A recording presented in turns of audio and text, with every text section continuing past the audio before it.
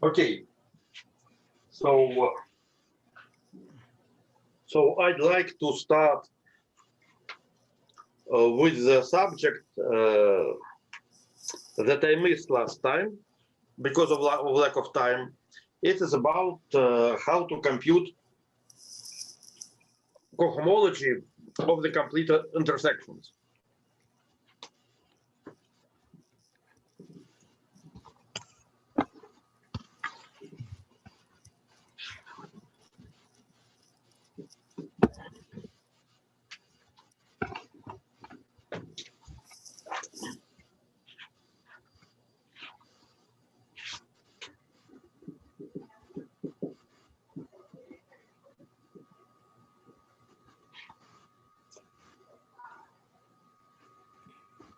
So what is remarkable in what I'll explain right now is that it is possible to compute cohomology, at least part of cohomology of complete intersection, without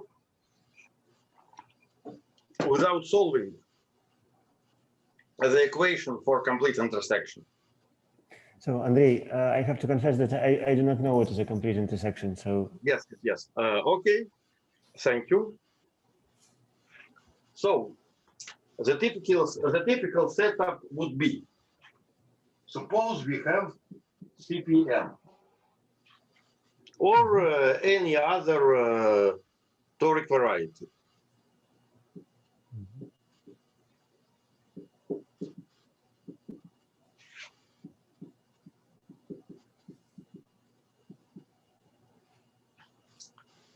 Suppose we have a set of equations.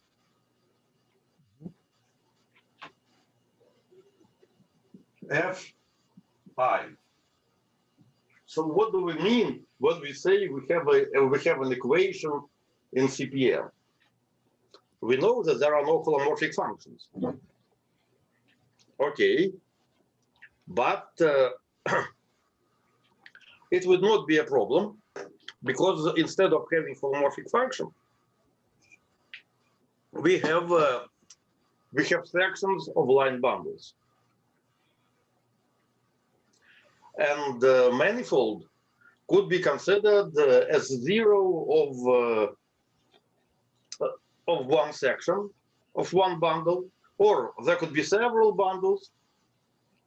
So manifold could be described as an intersection of several sections of several line bundles.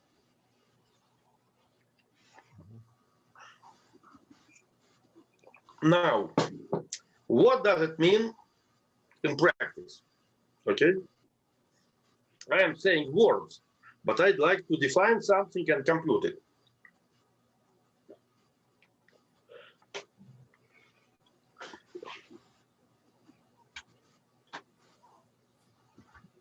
So section of bundle of degree D is, okay, on CPM,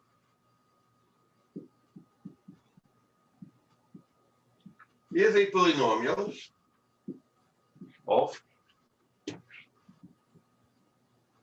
degree D in Z naught Vm.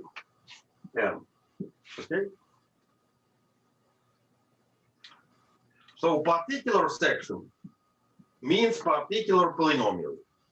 Okay. You're interested not in a section, but in a zero locus of the section, right? Yes, in the zero locus. However, I'm interested not only in the space of solution like this, but I am interested in co-setting it by C star. Mm-hmm.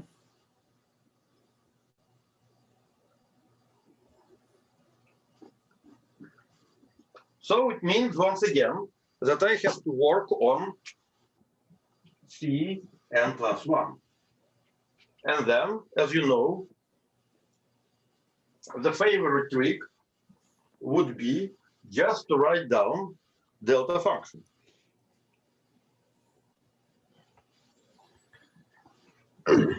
F equals to 0. And then take this coset. So this comes very natural in the framework that we are doing.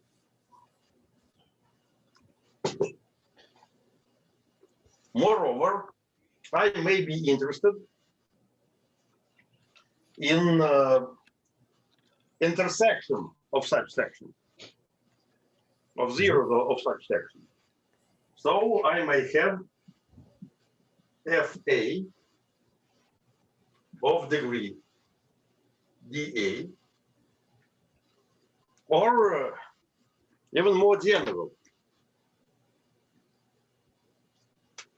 The general setup, of course, would be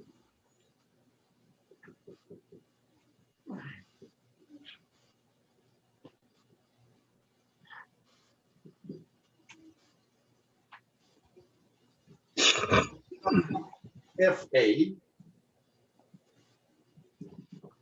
of all these, and ask that this FA, okay, so I may consider Cn over C star K, okay? I just want this FA to have some weights with respect to these terms. It would be the same. Okay, so I'll speak about. So it is possible to write down the general formulas, but you will see how it goes. So the plan would be the following. First piece of the plan would be to construct, you know, that's what I like, delta function. Second, interpret it as E to some homotopy. So the trick is always the same. And then explain that homotopy that we studied before, namely covariant homotopy, would allow us to forget this thing. So this is a strategy. And to get the formula.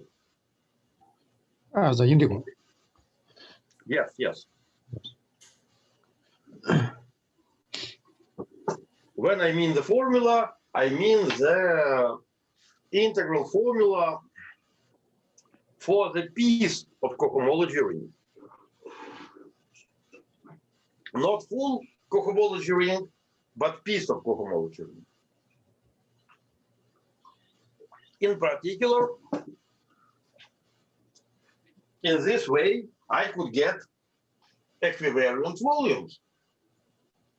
So to get equivariant volumes, I would probably need some external C star that could act on the space of this solution. Okay? So this is the strategy.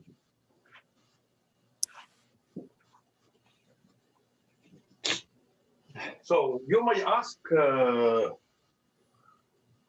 where I would like to use this. I would say that I would like to use this, or we would need this formula if we would like to understand the Nekrasov integral.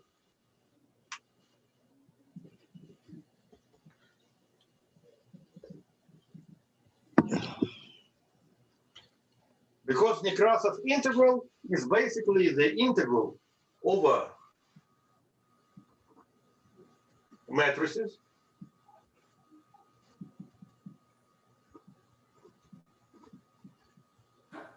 so there are some other matrices,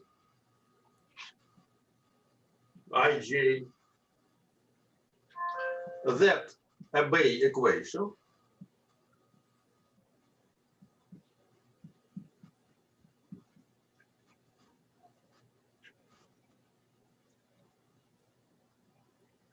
And of course, we consider the coset with respect to the group G.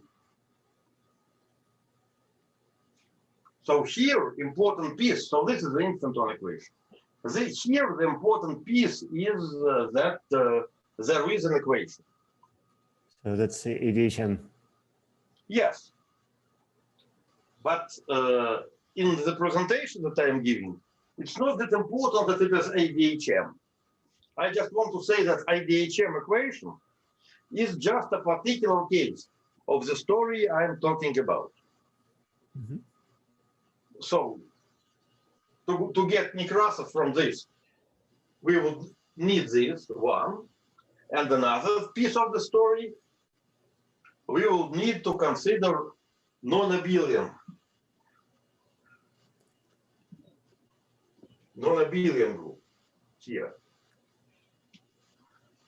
So I will postpone study of non-abelian group to the later moment. But today I'd like to explain this.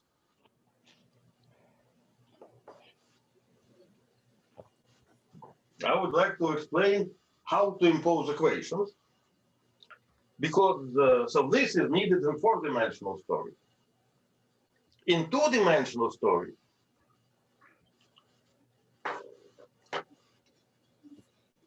we will need these equations in order to describe, in particular, cohomology or covariance volume of something that sits inside CPN.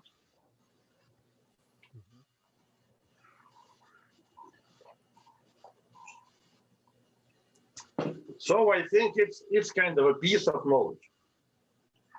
Okay.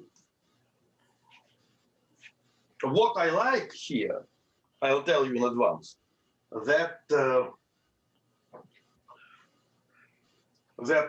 doing this, we will go from manifold to supermanifold. And that's exactly a place where super manifolds appear.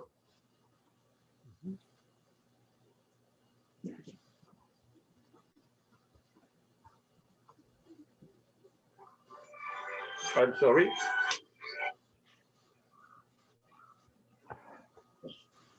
So we may start recording. We already do, right? Okay. Mm-hmm. So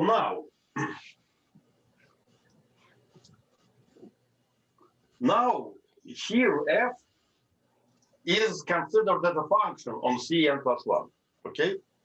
But, so Andrei, you began with the word complete intersection. I still don't know what it is. Do you mean clean or transversal intersection? No. Well, let me try to explain. I think I need to explain this. I forgot to explain. So I said all walls, but I forgot to explain what does it mean to be complete intersection.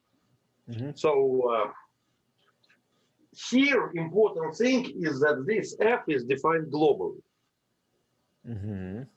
However, in the definition of algebraic manifold, it's enough to consider something that is given by algebraic equations locally. Mm-hmm. And therefore, when we are writing global equations, we can have irreducible, it could be decomposed into components. And then when we take one of the components, it is also algebraic manifold. Mm-hmm. So let me give you an example. Mm-hmm.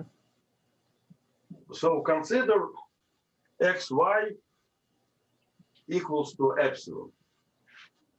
So hyperbola. Mm-hmm.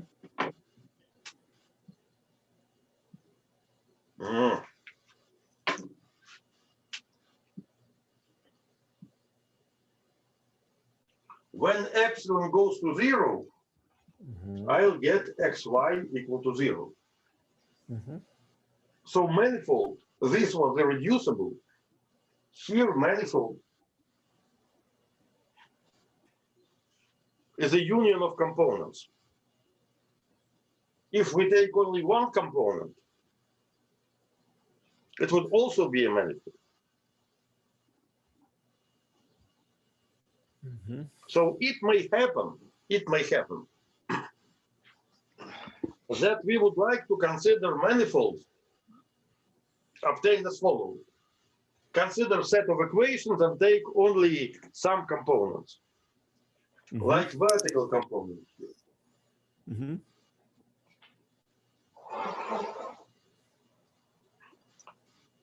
So it's one thing.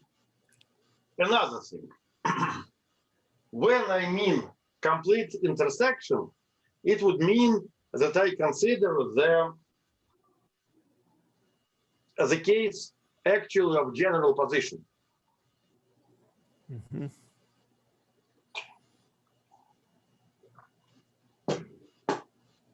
So cases of special position would not be considered. So it would mean that I have this set of sections, and these sections are in general position. So then should it mean the same as you will see, as you will see during construction,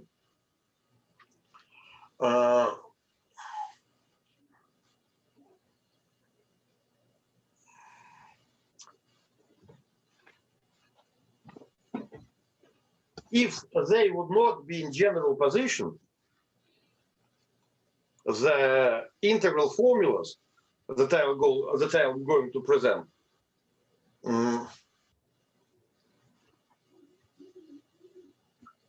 would not mean exactly this. Mm-hmm. They would mean that you impose this condition and have some bundle over the space of solution to this equation. So I think intersection in general position, I think in this kind of smooth geometry, that's called clean intersection. Right. You see, when I say complete, so complete refers to the fact that you are taking all components. Complete means all. So clean means that tangent spaces intersect in the most general possible way. So you see, mm-hmm. here it's a discussion of definitions. Mm-hmm. Yeah. But when I'll write down a formula, okay, mm-hmm. It will be clean what is going on. Mm-hmm. Okay. So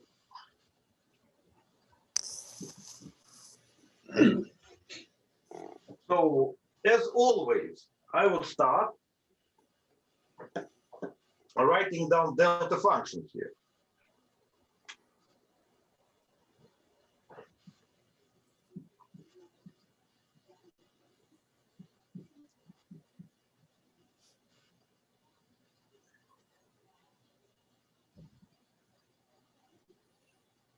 So since it's a complex case, I'll do it in my favorite way.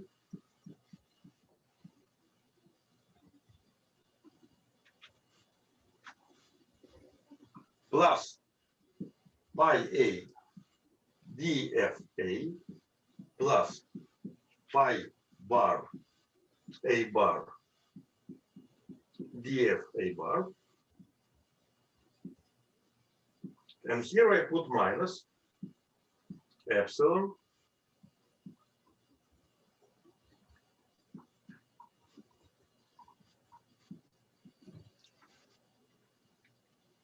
okay, that's what I mean. That is a delta function. Actually, it's an integral representation for the delta function.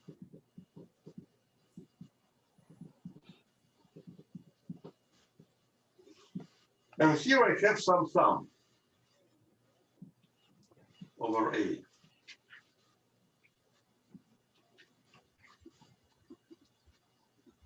Of course, it's a differential form.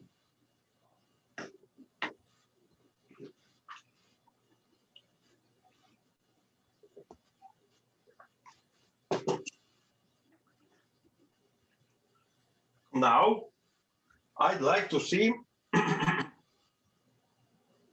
so if I integrate over P, I will get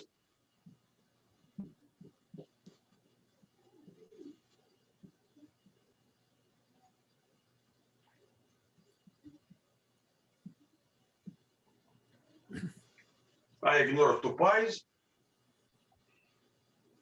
So this integral, of course, is this.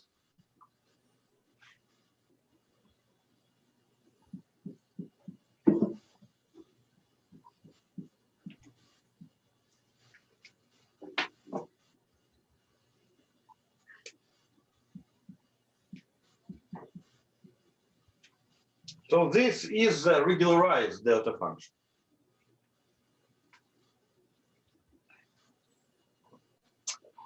Once again, I'd like to check that this delta function is closed. So the easiest way to check that this delta function is closed is to observe that we may introduce operator Q, that is the RAM,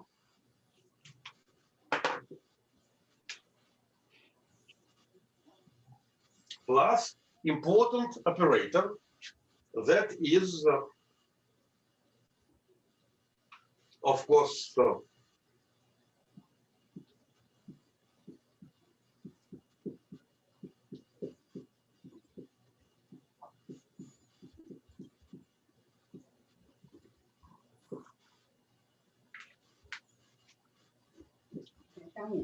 okay.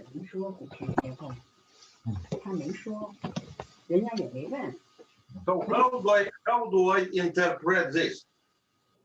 I interpret this as a DRAM acting on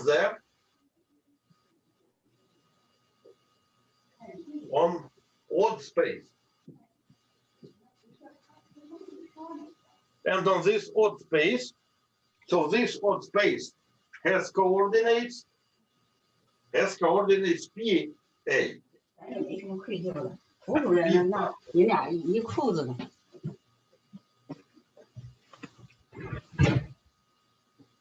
Okay? Mm-hmm. Now let us see that this object is exact. So consider Q applied to what? PA FA plus PA bar FA bar plus epsilon, and maybe Pasha would help me to say what should I put here? I think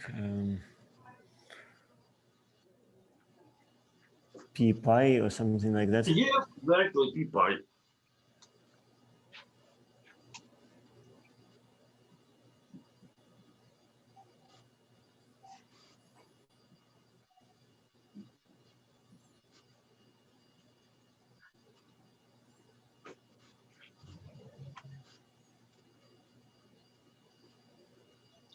Exactly. So actually, I have this super manifold.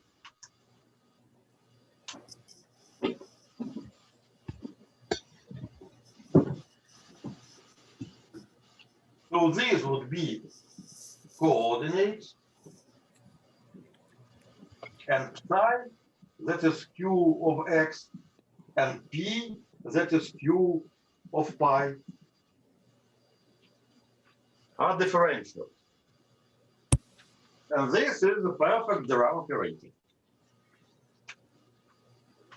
So is P fermionic variable? yes. Okay. And it is just, okay, I need to underline that it is odd space.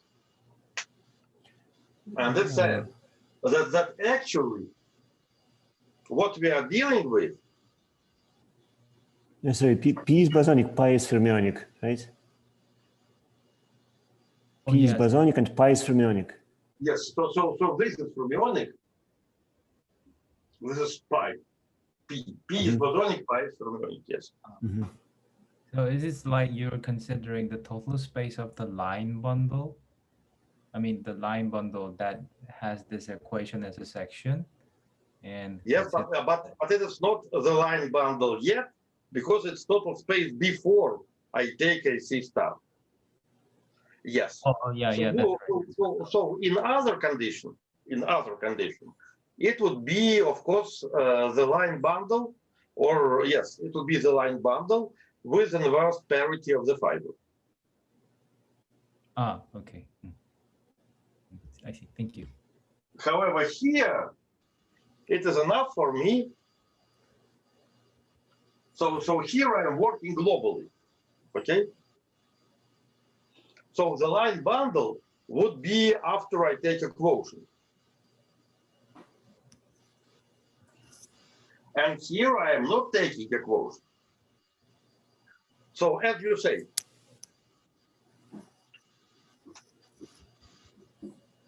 so in this situation, I actually have C. So I am generalizing this story. It is a standard story of toric variety to Cm times C shifted by 1 L. I take this. So I actually think that this should be considered, should be called a super toric variety, but people don't use this commonly. So I have to explain what do I mean. This should be considered a super, this should be called a super toric variety.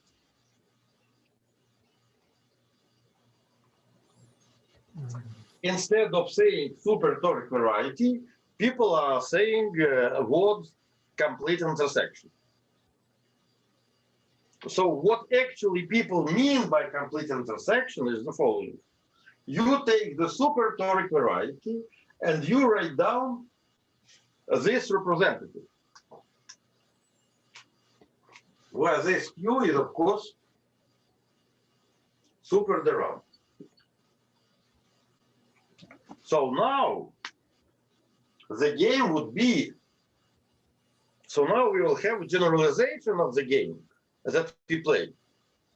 And this generalization of the game would be replace the RAM by super the RAM everywhere. And think that you are actually solving the geometrical problem depicted here. Picking up this F's section is to pick up the special representative. So yeah, and Andrei, you sometimes write this shift by 1. I don't know if it's what convention you are using, but pi has, if you have the grading, it should be grading -1. Okay. At least pi has degree -1. You see, since I like, so let me put it this way. So because I like Z2 grading. So when you like Z2 grading, you are putting pi here. This capital, so changing parity. Now you may see that you may play exactly the same game.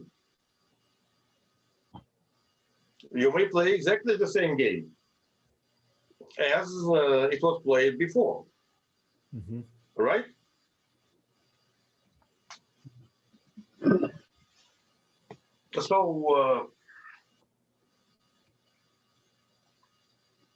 So you pick up,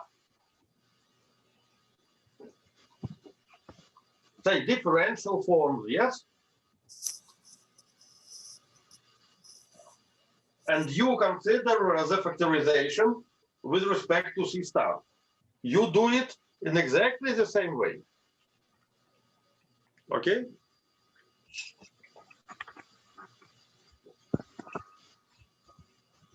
And then you're replacing this term together with the moment map. You're replacing all them by the localization term coming from a covariant cohomology.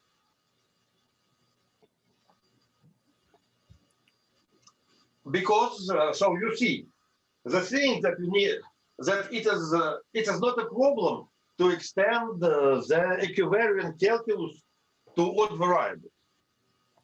The non-trivial part here is to understand that complete intersection, and this is what I mean, complete intersection, the class of this. That complete intersection here actually means superspace. So, when you will write down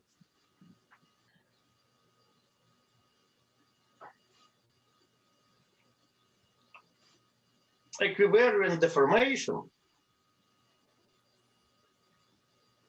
you will get similar factors. So in the bosonic case, we had weight in denominator, and now we will have difference. It would mean that we will have weights in numerator.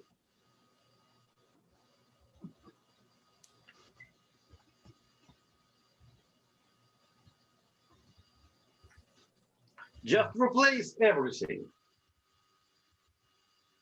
Have similar Gaussian integral, but Gaussian integral over odd variables. Sorry, Andrei, I have to confess, I don't follow what you are saying. Could you say again the logic? So previously, we derived the following formula.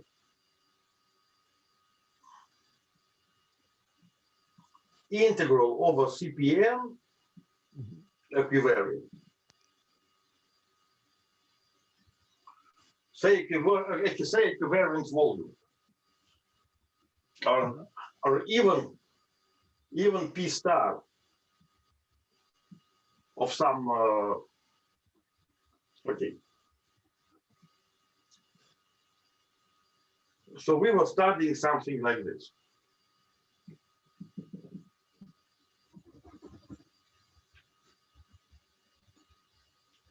And we are taking equivariant integral. So this integral was replaced by integral over Cn plus 1. If omega I could be considered as a polynomial of some phi, in equivariant sense, not equal, but equivalent, then we got the result.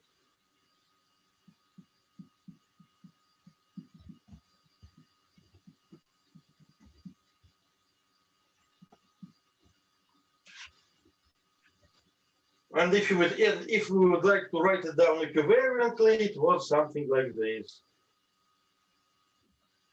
Sigma 1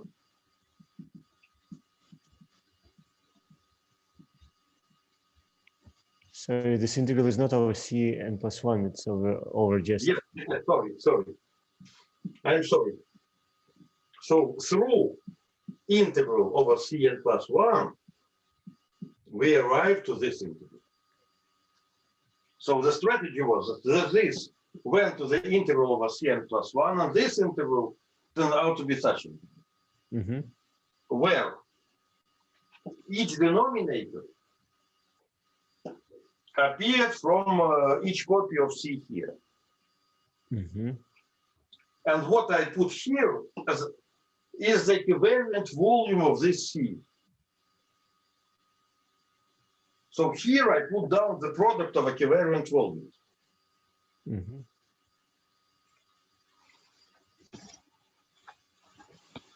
And here I put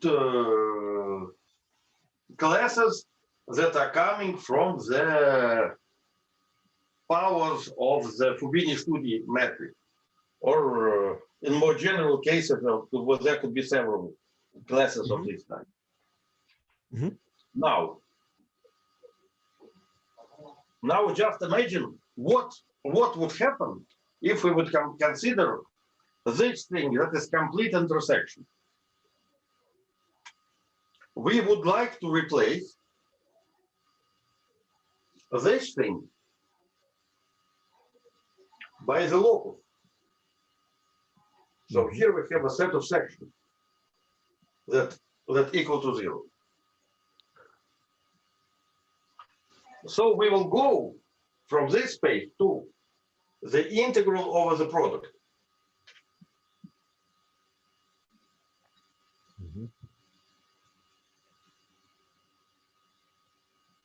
And we will see what would be the change.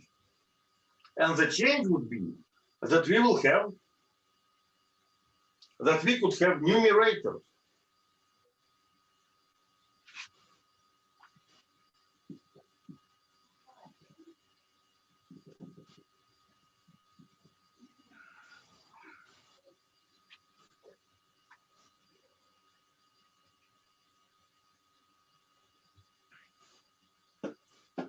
And these numerators would represent integrals over this PCL.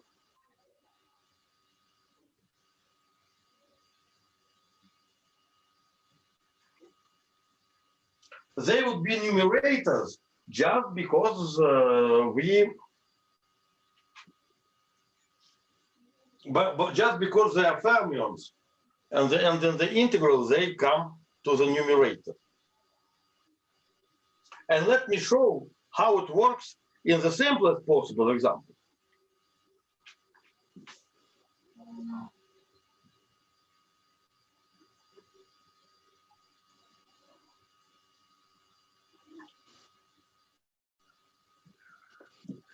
So in the simplest possible example,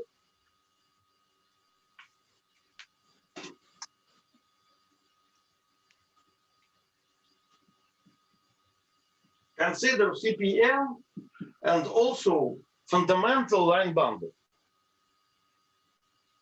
Okay? So this line bundle will be a bundle of degree 1. Okay?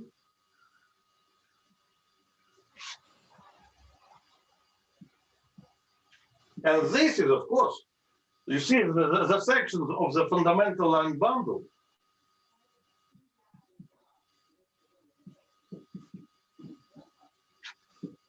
This is, of course, CPN minus 1, right?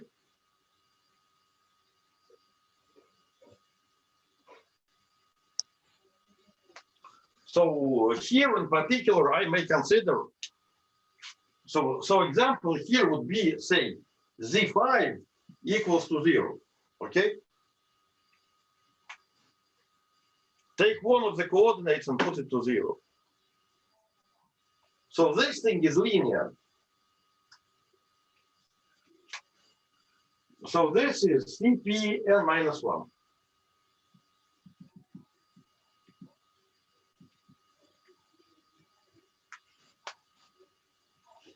Now I have the following formula. Everything is the same.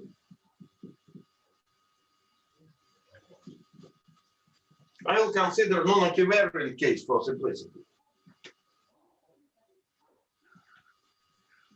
And here I put 5. So this is the equivariant volume of this odd fiber. I have a cancellation, and I'll get the good old formula for CPN minus 1.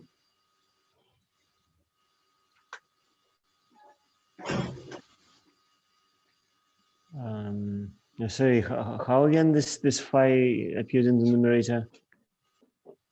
It is equivariant volume of this.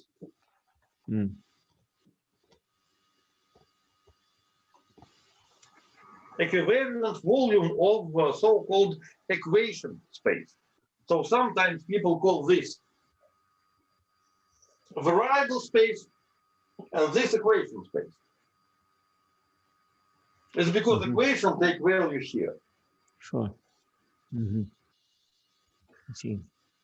You see, to make this equation, I introduce odd variable, I introduce supermanifold, then I'm computing a covariant volume of this supermanifold. And you see how it works.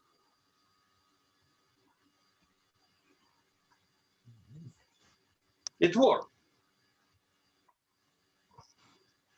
Now, you may ask, what would happen? Yes, by the way, you may see that the answer does not depend on particular section. Only degree is important. Okay? Then you may ask, what would happen if I consider not, say, Z5 equal to 0, but say... But when you say you may see, you mean that we should run the whole set of homotopy arguments? Yes, of course. To see this, but you see, I am giving you homotopy arguments so you could run them. You see, not to watch them. You may run them, and you may see the resulting formulas. Now, you may ask, what would you see? I would still like to play this formula again. What would happen if I consider here not L but L squared? Okay. So quadratic. It means I'm considering the quadric. Okay.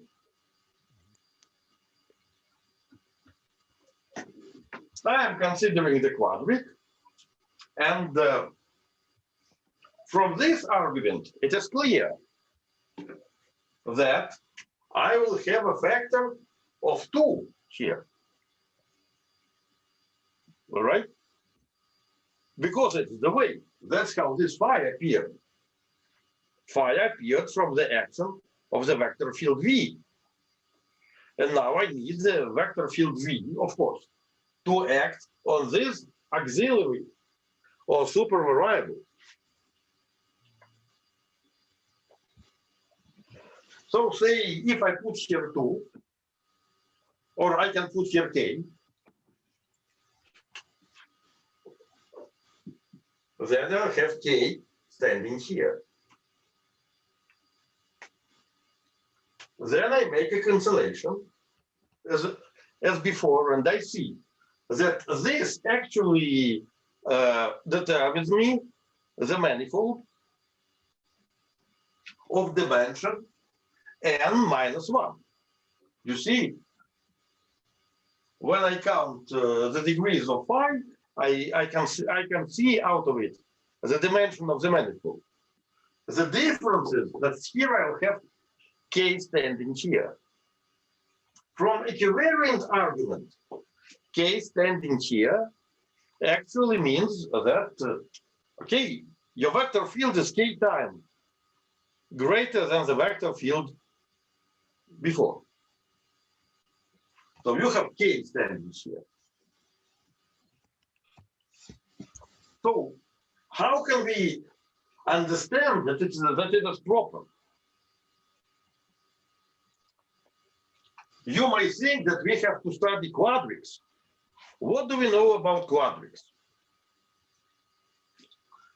We know that nothing depends on the form of the quadrics, So I can easily say that here is Z5 squared.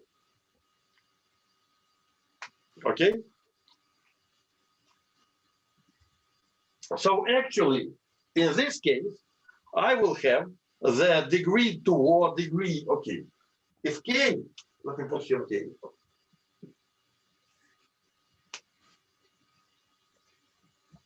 I will get the k copies of the same section. K times the same thing. That's why I see that for this particular case, that for this particular section, actually the answer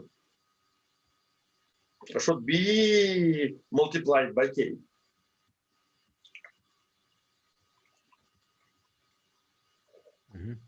So it is K-tuple manifold. Like, you know, there is a double point, triple point, etc. Here is the K-tuple manifold. And I see this phenomena from K standing here. So not only I outlined the derivation, I also showed you in examples how it works. So only degree is important.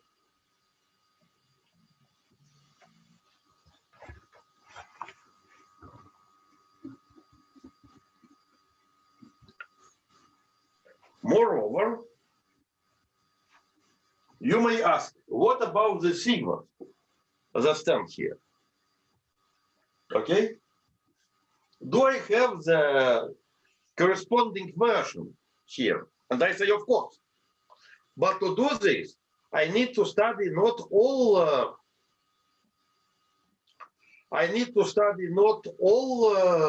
bundles, but so-called equivariant bundles. So when I say equivariant bundle, I mean that I would like to consider only such problems where these sections are equivariant. So you may ask, what does it mean in practice, right? In particular, for our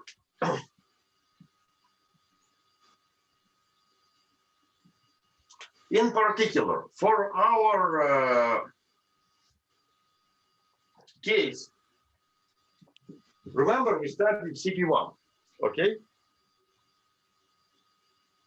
Maybe CP1 is too simple. Because you see, we immediately come to points when we consider bundle. It means that, that the function f is of course a function of z0, z1, etc. If I have an action that zi goes to lambda I zi, I need this f to be equivariant in the sense that when I make this transformation, this f should go to itself, however, with some weight. Okay, so it means that remember we have the following case: z0 goes to z0, z1 goes to lambda external z1, right? Mm-hmm. So we may ask what. So we may ask what sections are allowed. So in this case, the section like this is not allowed because it is not homogeneous.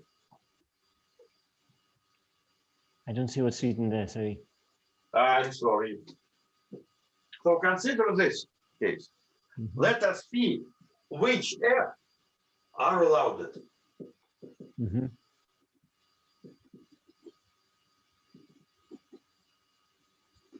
Are allowed.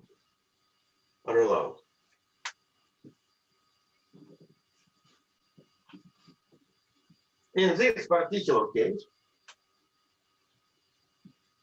z0 to the power k is okay.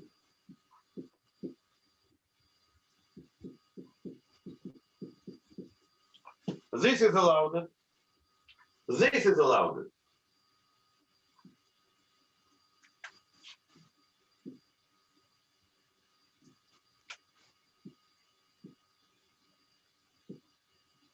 However, this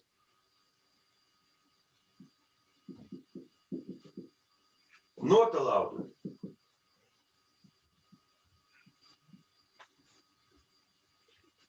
Because this monomial is a eigenvector of this section. However, this polynomial is not. Mm-hmm.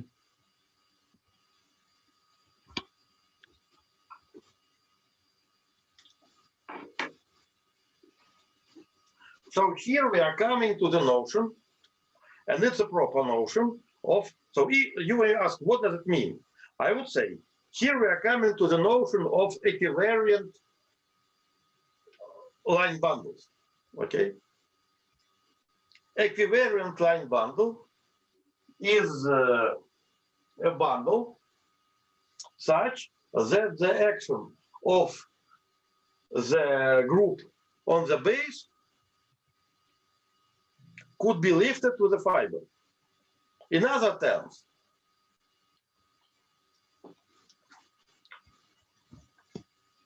sections of these line bundles should be eigenvectors.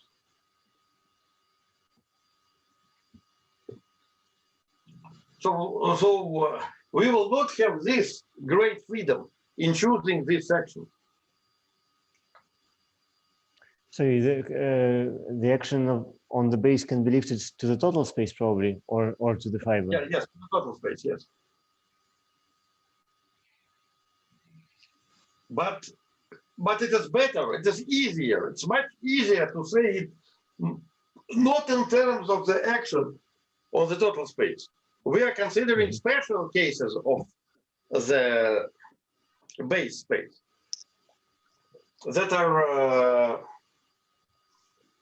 quotients of complex projective of a fine space. It just means that equations should be homogeneous with respect to external group. And when equations are homogeneous with respect to this group, we will have similar formulas. So the external group may have weight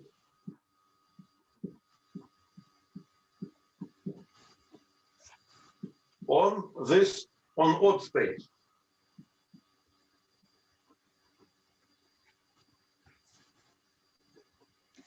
So the construction you're playing with, so you keep saying line bundle, but the construction you have in mind is trivial line bundle over Cn, which you are pushing forward along the reduction. Yes. Mm-hmm. But for me it's better. For me it's better to play not with not with the spectrum of something, but with the function of it. It's easier to explain what are the sections of a covariant line bundle. So sections of a covariant line bundles are polynomials that are eigenvectors.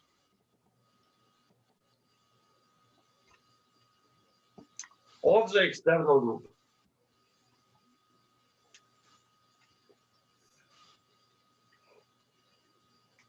And in this case, if I have equivariant bundles, I will have numerator.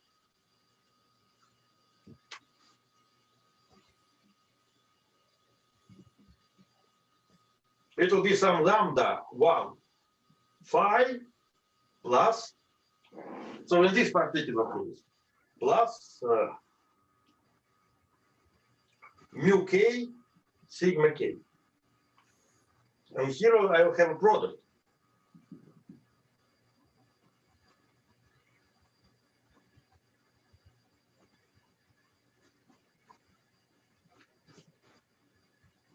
So this would be the formula.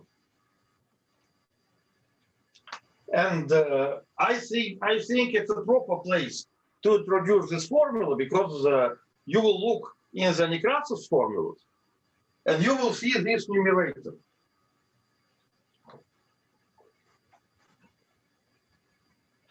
And you may ask, what is the origin of this numerator? The origin of this numerator are equations.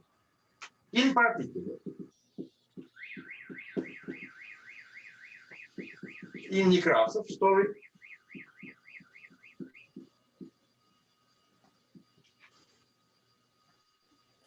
So there are lots of letters that appear there. What are those letters?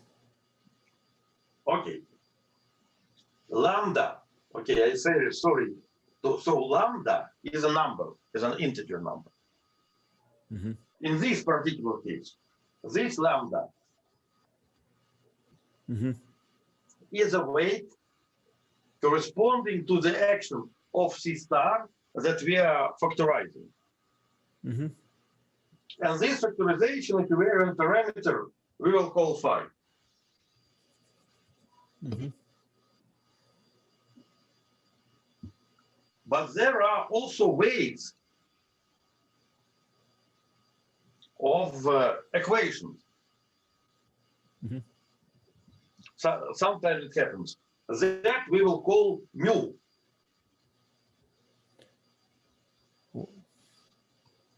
There's something that's barely visible there. Mu, A, what, epsilon? Okay, so I'll write, I'm sorry.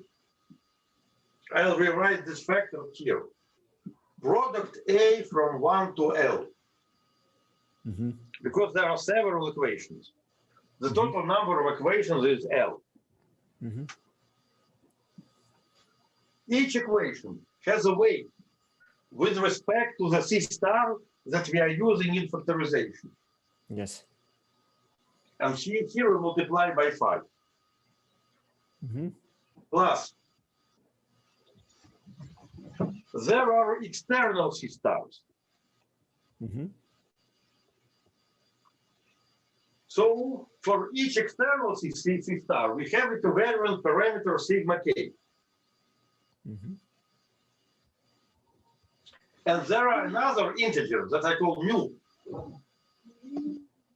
The eighth equation with respect to k's external group can have a weight mu ka. Mm-hmm. And this numerator that is linear in equivariant parameters is a contribution of the odd integral, and it comes in numerator.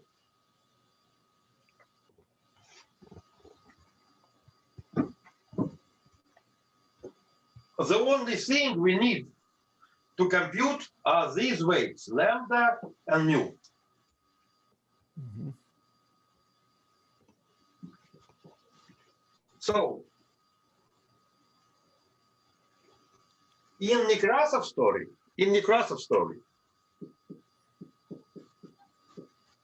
we have this equation.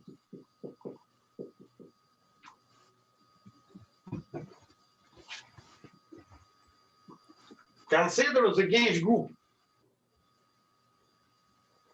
that acts here.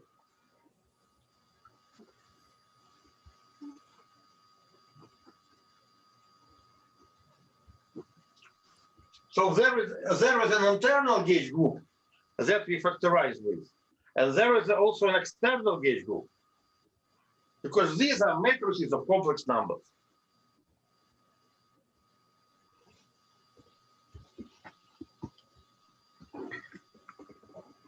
From this external group, we will get this type of factors. I say it in advance, because at some moment, we will study this example too. I just want to say that this is a quadric in very many variables. In roughly speaking, 2n squared plus nk variables, a lot of variables. So there are many quadrics, many variables. We should not be afraid of them. The main idea is, so let me tell you this in advance. Why Nekrasov is so great? Because instead of solving these equations, so what people are doing? People are solving these equations and studying their solutions. It is very complicated. You have a lot of quadrics, and you have solved and you have tried to solve them for different m's and k's. It's very hard problem. Okay, so what Nekrasov realized, that you do not need to solve them. You do not need to solve them. You need to integrate. You need to consider equivariant volume of the space of solution. But then she actually moved from the locus here to the superspace, just like I explained. Computed equivariant volumes, rolled down this formula. And that's it. And nobody did it before. So all these games of integral representations is not just one more funny formula. It just gave universal expression.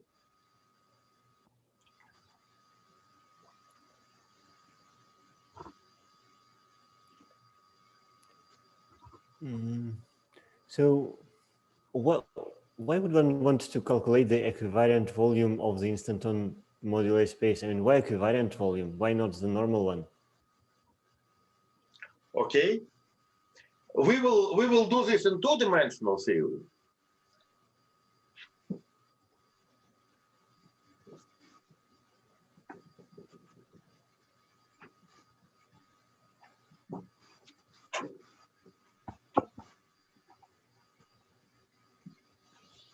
Original idea was that you consider C squared. Mm-hmm. And on C squared, you have instantons. And curvature of the instanton. Okay, I'll write it in more symmetrical notation. Mm-hmm. F wedge F trace without integral. Mm-hmm. Is something like this. These are bumps. Mm-hmm.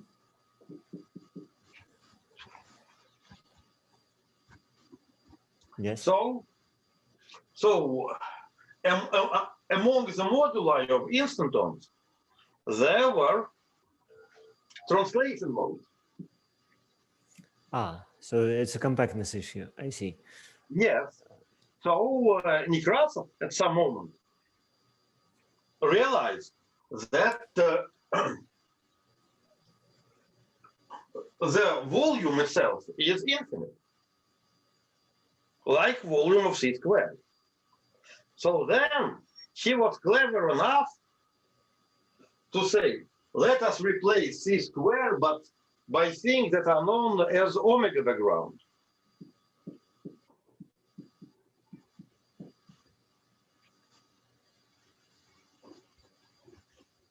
So he breaks invariance here, picked up a 0,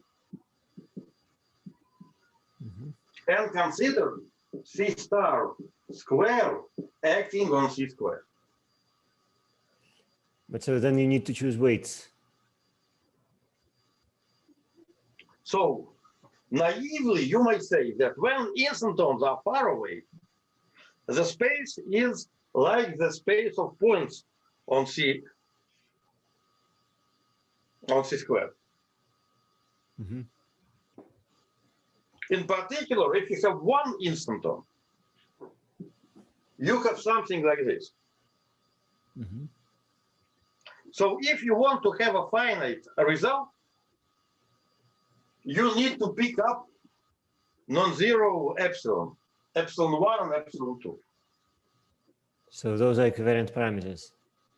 Yes, so those are equivariant parameters for the worldsheet, for the four-dimensional space.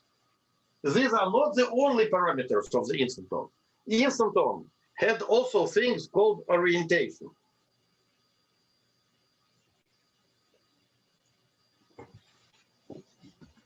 So there was a possibility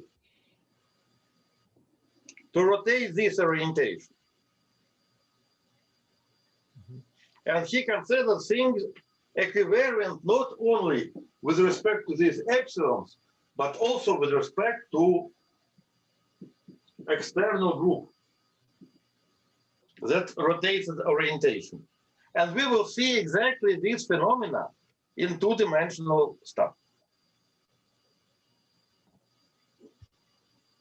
So it seems that there are like some choices involved, like some cis-star actions on like a choice of cis-star action, right? 1 second. So sorry, it's called omega background. Mm-hmm.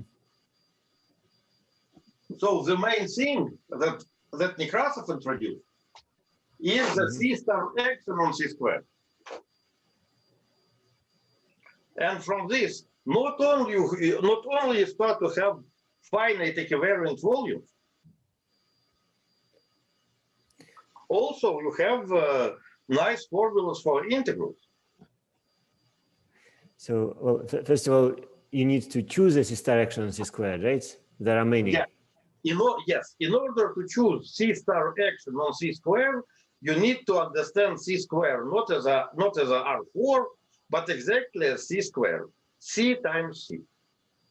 But still, there are many. Even on C times C, there are many actions of C-star. Yes, on C. Well, when you say C complex plane, you know that complex plane has a 0. Oh, you want the standard one with weight 1? Yes. You see, when I say C-star action on C-star action on C, okay, say U1 action. Okay, U1 action. Okay. It's better So to say U1. just by multiplication, not with any power. I see. Yes, just by rotation. You see, when I say C star, it's better to say not C star. It's better to say U1 squared.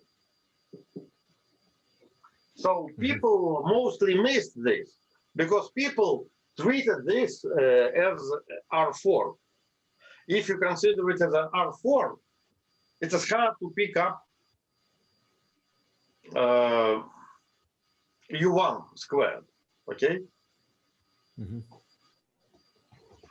So his idea was to do it like this because it is a natural symmetry of this of the space of solution to this problem. But then this is some sort of, okay, we've broken somehow some symmetry on the of the space-time by representing it as C squared with some equivalent data.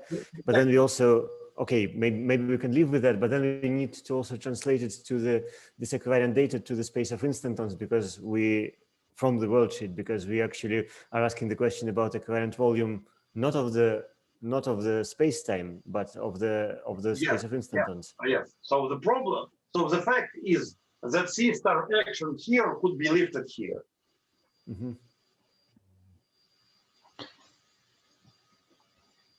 Okay. Now he got this nice formula.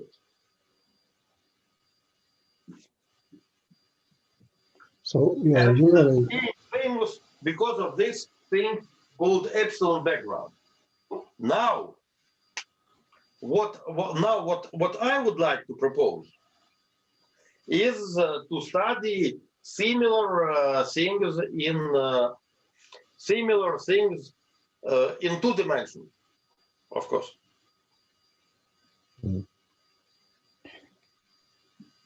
So usually so instanton you consider as some unitary connection, self-dwarf unitary connection.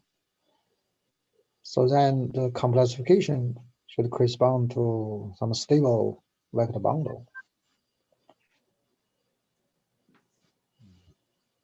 Okay, let me comment on this. Yes. So when people say instantons, there are 2 ways to treat it.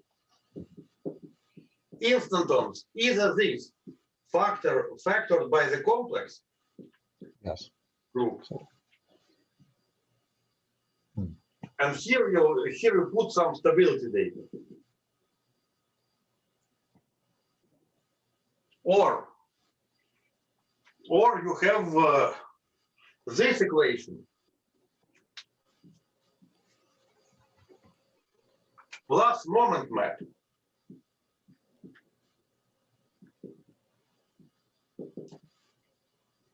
And moment map is something like this.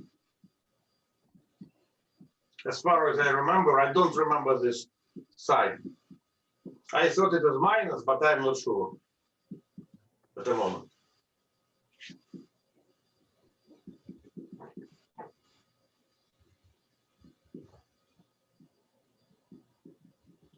So there is also a moment map.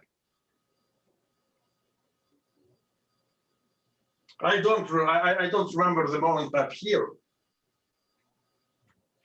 So these and this you factorize by G common. So solutions to this set of equations, namely to complex equation, together with the moment map, I think it's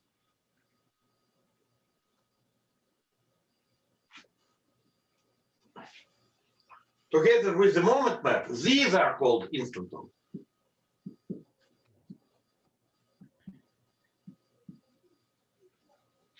So what Nikita did, he just considered the theory of symplectic factor. He was not solving this. He was not solving this. He just basically considered the integral representation, similar to the representation that we are doing, and considered the factorization with respect to the compound group.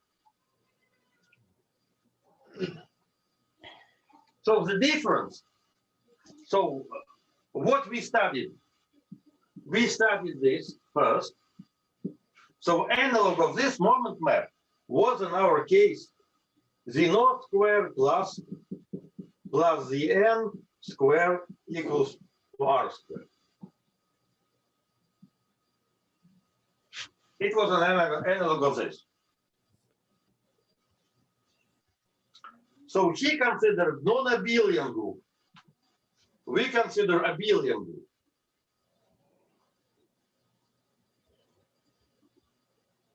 This line, moment map, with respect to compound, produces formulas like this. Now, Nikita had to consider this complex equation, algebraic equation. I explained to you right now that inclusion of this equation could be done using the superspace. And the result of this would be formulas like this, with numerator.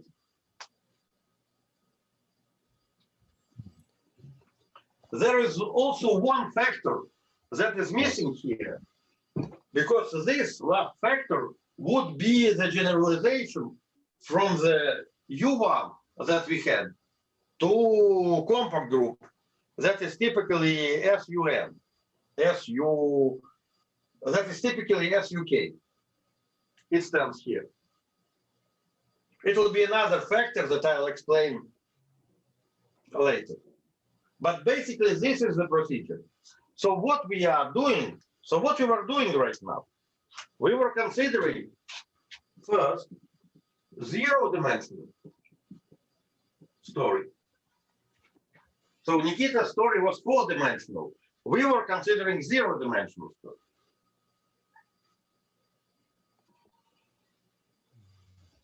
Now, where we are going, we want to consider the space of maps from the toric variety to toric variety, actually from the plane to toric variety. And we will try to reproduce the same thing that Nikita had. Okay? So in this case, how about the stability condition? Because in the algebraic equation, you have to delete. Stability, it's interesting. Stability conditions are sitting here. Yes. In the moment map. Right. So if you study two equations, that's not a problem. But if you study only one algebraic equations, You have Of to course. impose. Yeah. But he studied, of course, he studied the moment map equation. Okay, but at the moment, you see, I'm just explaining the Nikita setting, okay?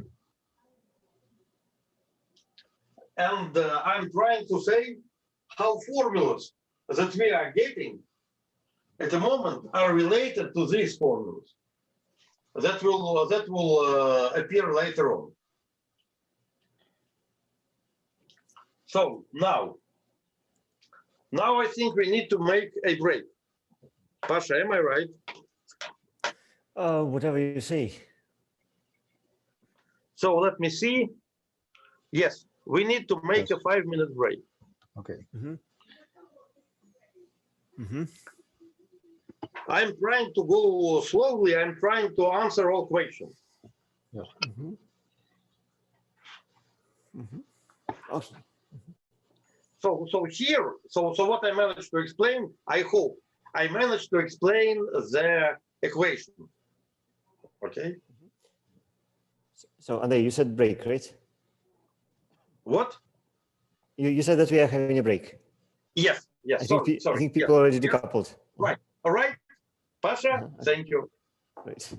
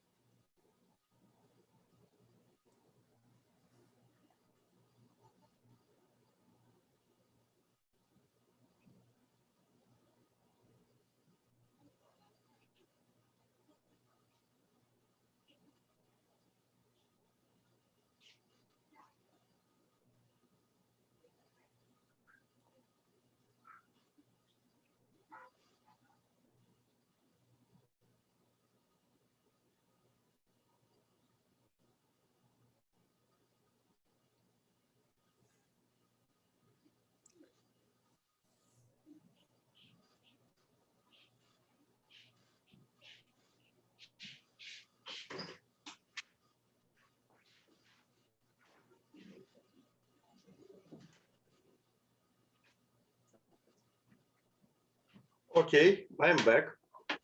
Mm-hmm. Mm-hmm. Okay. Mm-hmm.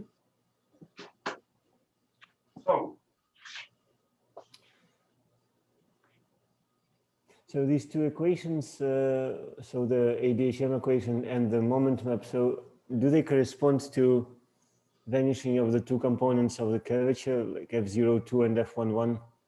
Yes, yes, exactly. It's not. They are analogous to. Mm-hmm. So, Pasha, I'm trying to answer your question. Mm-hmm. The proper answer to your question, and I will always try to answer questions, is that the moduli space of instantons has two models. Mm-hmm. This is finite dimensional model. Yes. So I assume that we continue, yes? Mm-hmm. And it also has infinite dimensional model. Oh, right. This is very much like Chern-Simons. So infinite dimensional model is F to 0 equals to 0. And this is the analog of this algebraic stuff. Mm-hmm. It also has F11. And here I put a wedge product with the Keller form. And this corresponds here. Remember, I told you that this is the moment map. So, Andrei, your camera is sort of out of focus. Ah, sorry, sometimes it happens. Mm-hmm.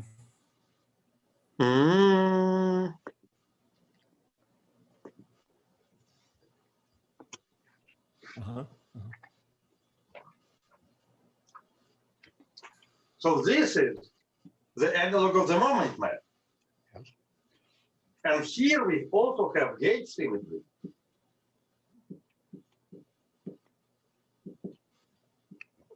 Yes, but this case, the gauge group is a unitary group. Yes. Yes, unitary group. Here we have the gauge symmetry.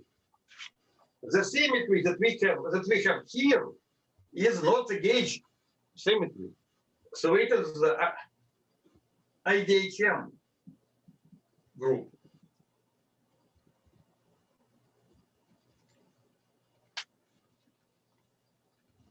Mm-hmm. So when we do things like this, we get a anti-self dual connection modular space.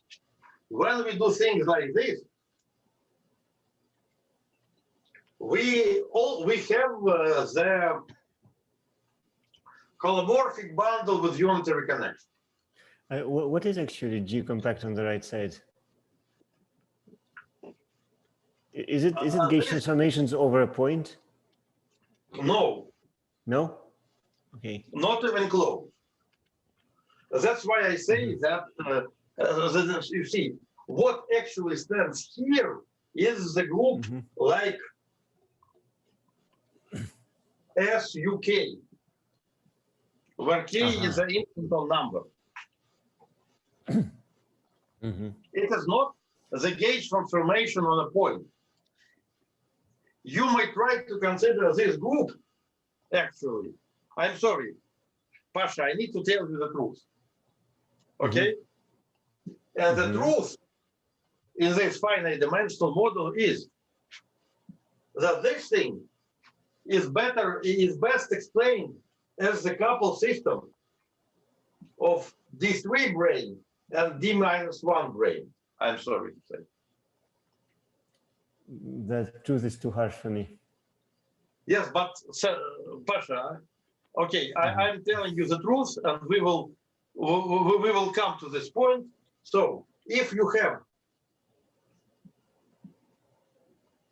n components here and k components here, you have strings that go this way, strings that go this way, and strings that go this way.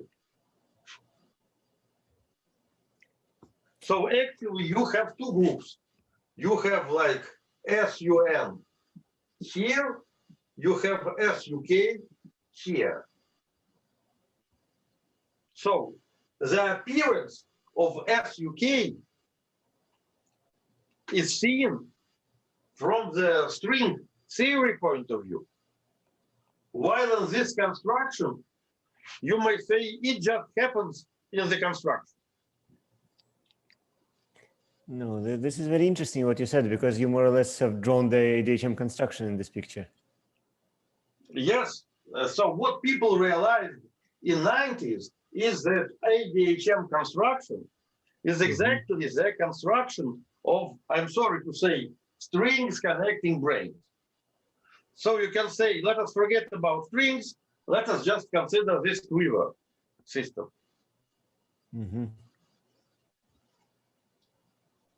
You may say quivers.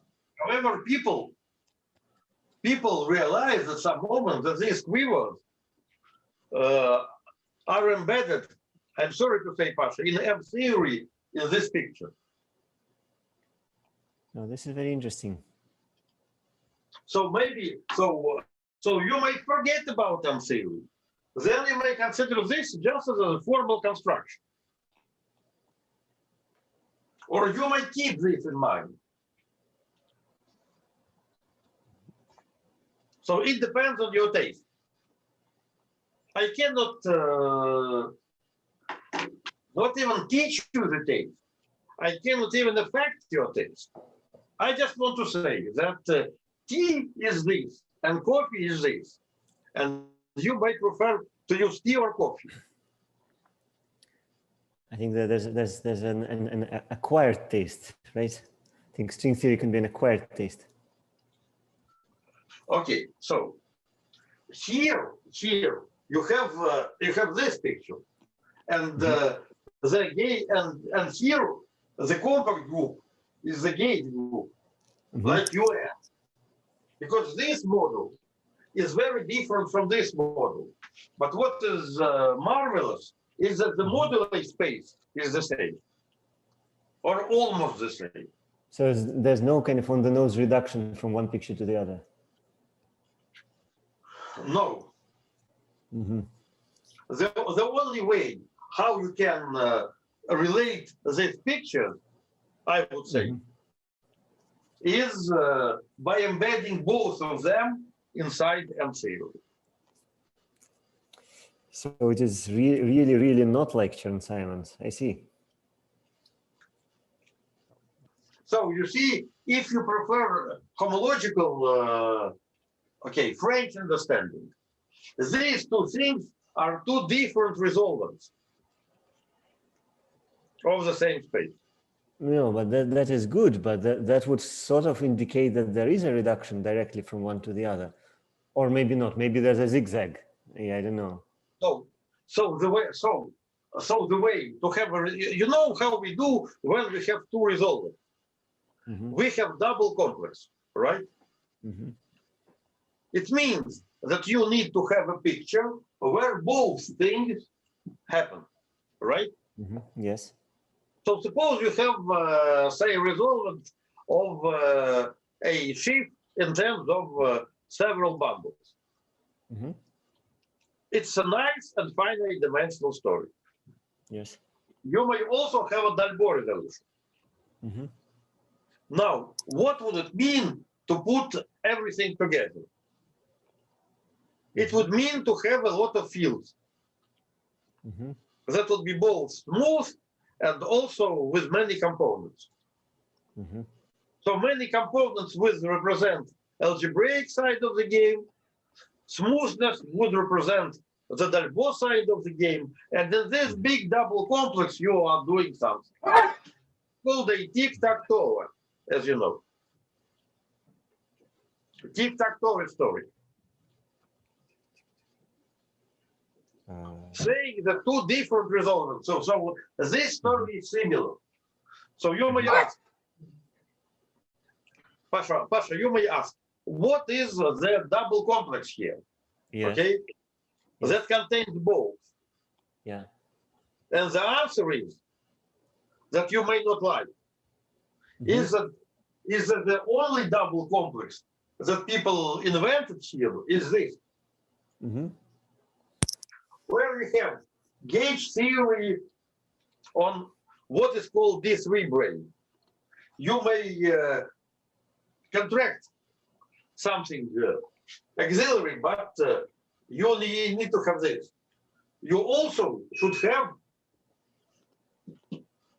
zero-dimensional gauge theory, like matrix model that stands here.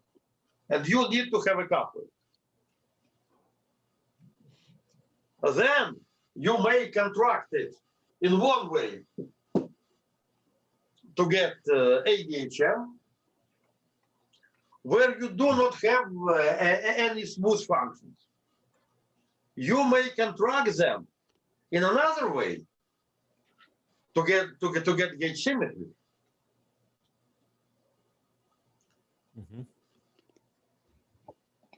So what is the other way? So another way is to integrate out this matrix model and to see that result of integration of its degree of freedom would mean that you have a gauge theory with a non-trivial bundle, topological non-trivial bundle. Yeah, so K should enter the game, right?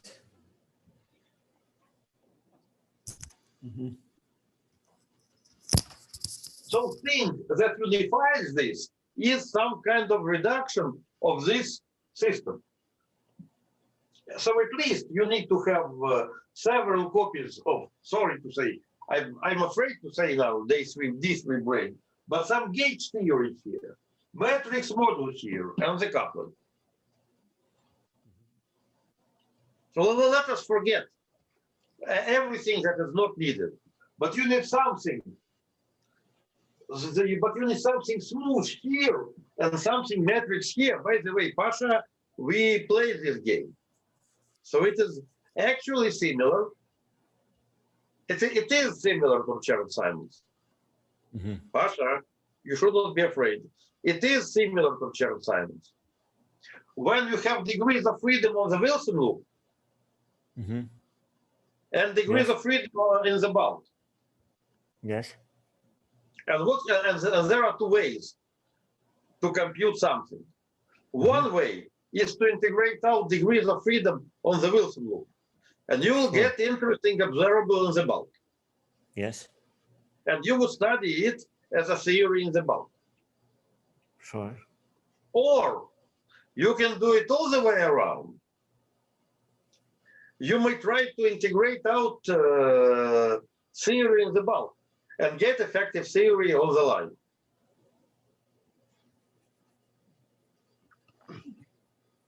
And you know that there are two ways to compute the dot invariant. One way and another way.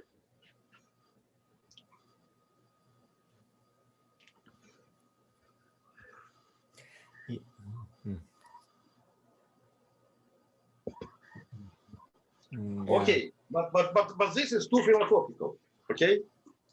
And I want to explain the following thing. Yeah, I just have to say that when you draw this picture, something that looks like black magic to me is when you draw like n whatever branes and you immediately say that this corresponds to SUN gauge theory. So this is something that I don't understand, but I guess you will explain it at some point. Or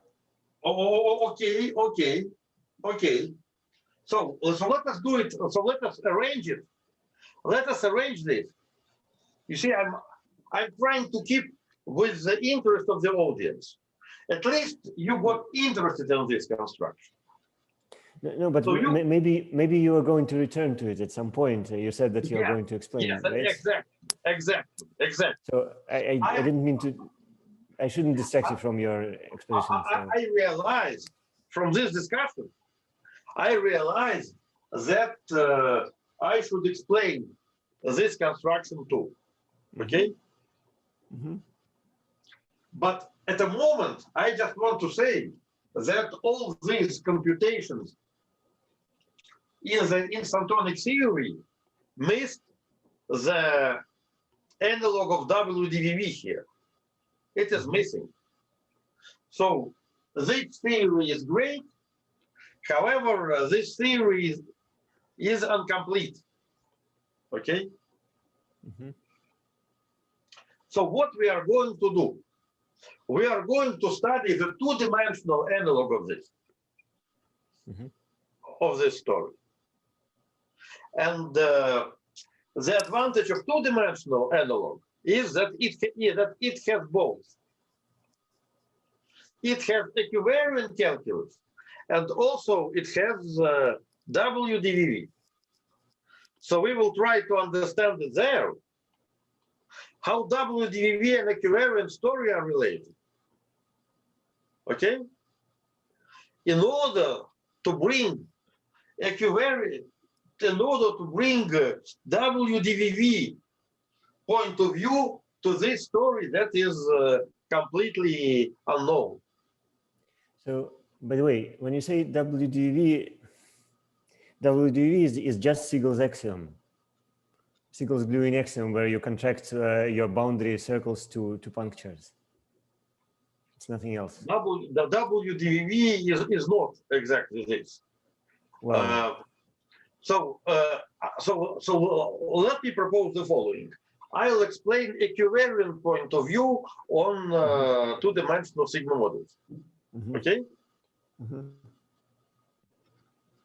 And we will see gradually how WDVV appears there. And then we will try to lift it to higher dimension. Okay? So let me come to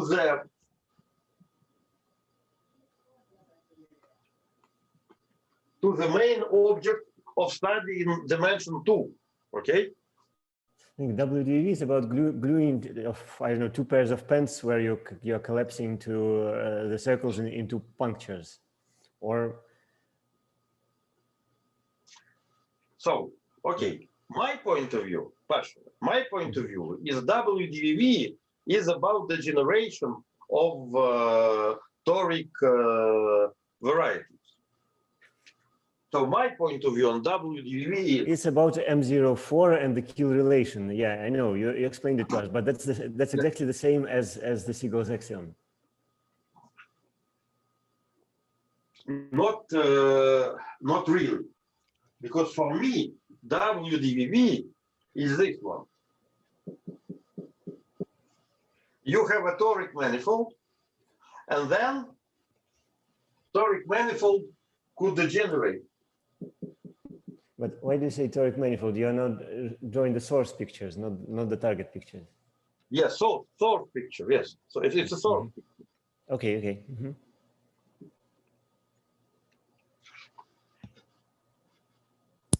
However, when you have a toric source, you can use equivariant calculus.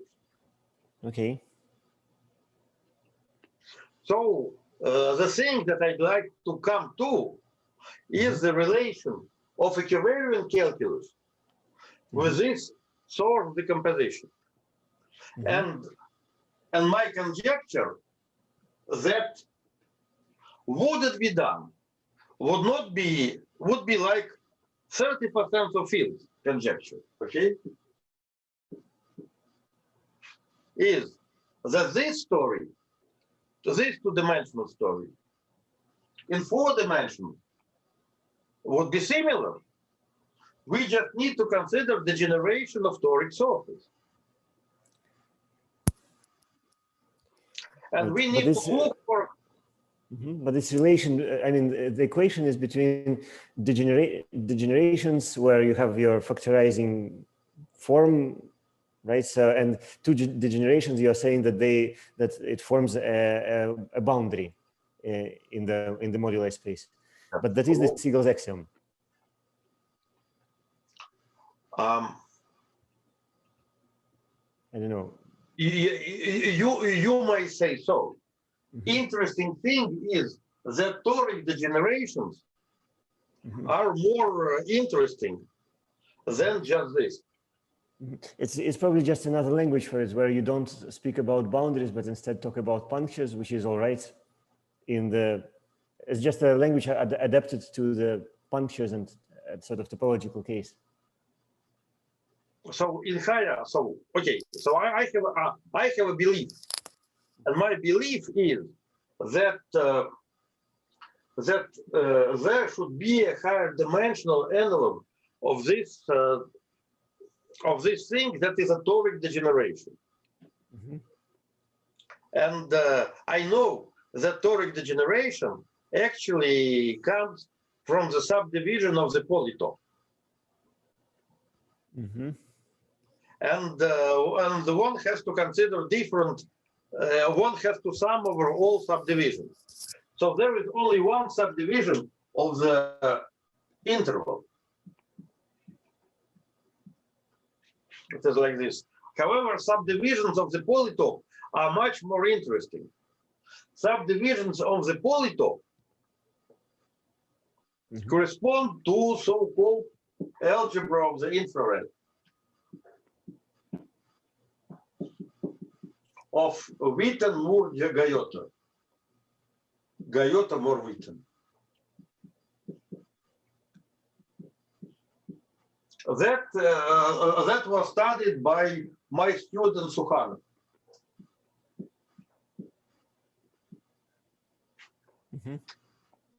So there is interesting algebraic structure associated to the degeneration of toric surfaces. And it's actually where I'm going. Okay. But before I'll be there, I'd like to see what happens from the covariance side. So unfortunately, I have just time to settle the question, and I already gave you all answers. But there is a space of maps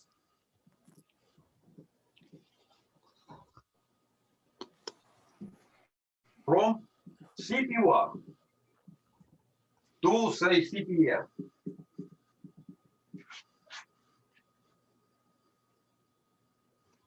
And these maps, holomorphic maps, and this space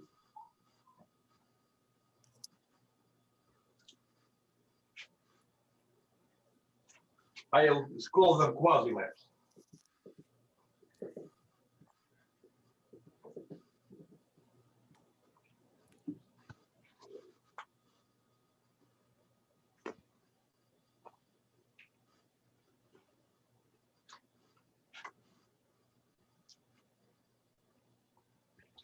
Actually, there is, so this space is of course given explicitly.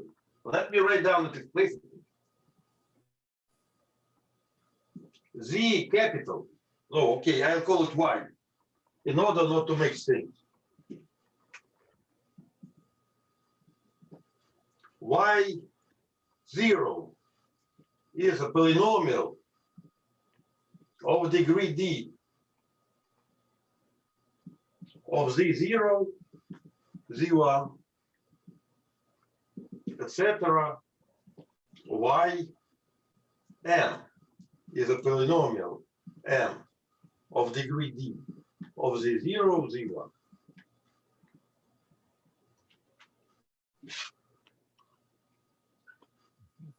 This space of polynomials is given completely by their coefficient. So say this coefficient is A0 Z0 to the power D, I'll call it D, plus A0 D minus 1, Z0 to the power D minus 1, Z1, plus etc. So these polynomials are described by the matrix A, I, K. Maybe I would like to call it alpha. So I runs from 0 to what?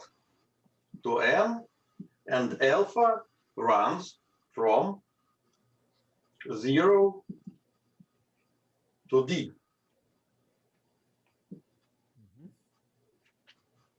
So these A's look pretty much like coordinates in the space Cn plus 1,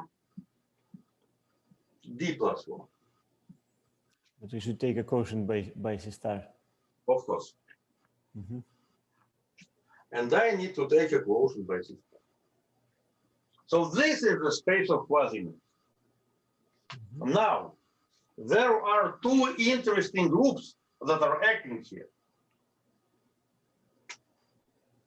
So this C star, let me call this C star gauge. Acts as follows.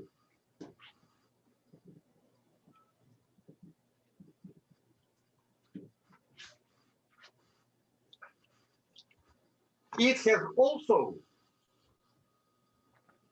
so there are also two other actions. First action is the action of C star to the power n.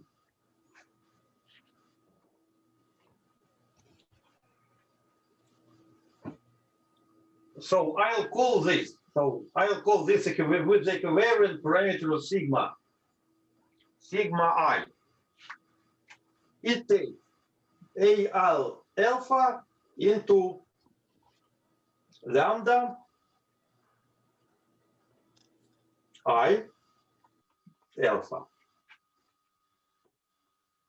And here I goes from 1.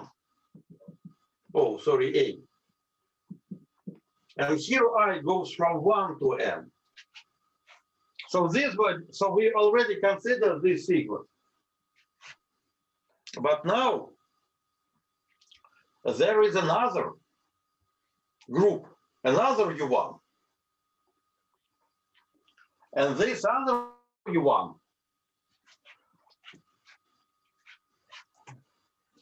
acts here. And U1 that acts here has parameter epsilon.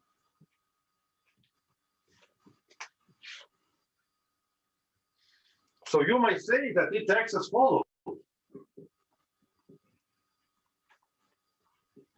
Z0 is not changed. Z1 is going to mu Z1. So here we have parameter epsilon. Is there a particular reason why there you are talking about U1 rather than C star? No, you see, it's because the covariant cohomology. You may say C star, but you are not factorizing. Here I'd like to consider it equivariantly with respect to this U1. I consider it equivariantly with respect to compact group. Mm-hmm. And this compact group comes as a compact part of the algebraic C star. Okay.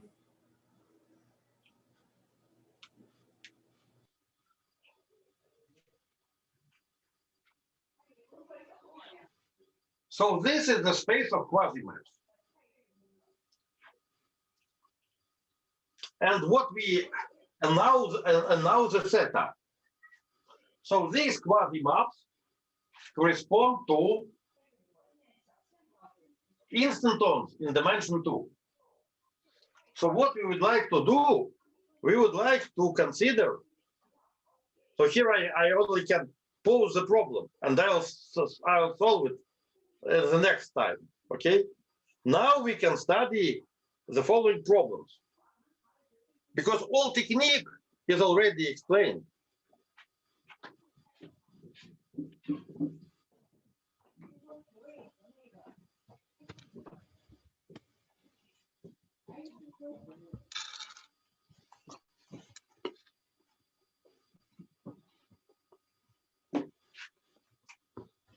Problem 1.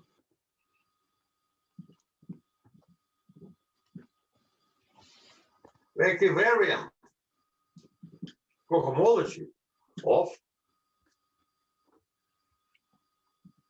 this space.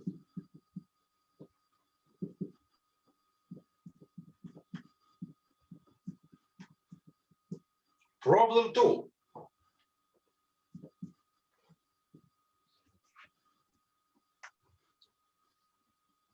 Change the topology of CP1 and study equivariant cohomology of maps. Of which kind of maps? Of C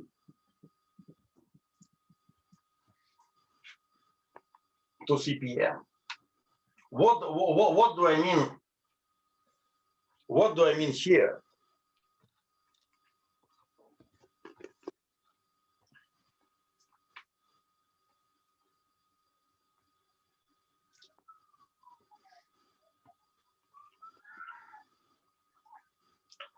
Here I mean maps that go as follows. In the second problem, I mean the following maps.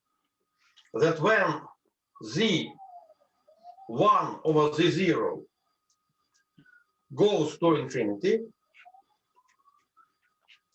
the map goes to a constant.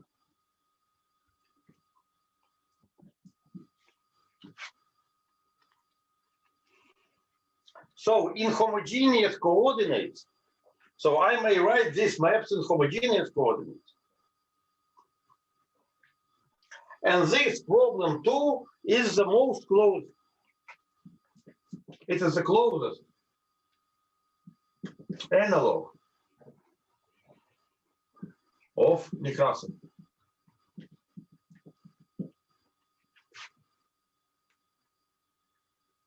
computation.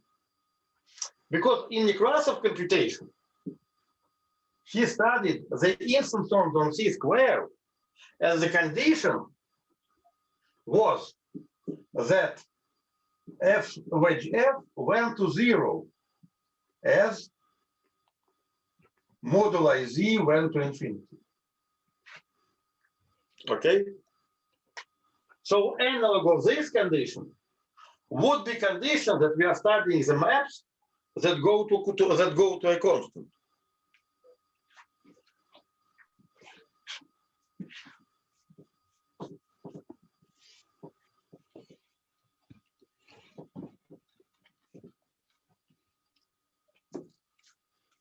So what does this actually mean in formulas? Okay? Consider why.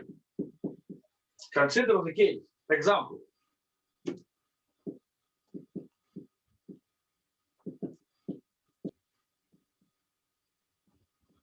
CP1 and capital equals to 1.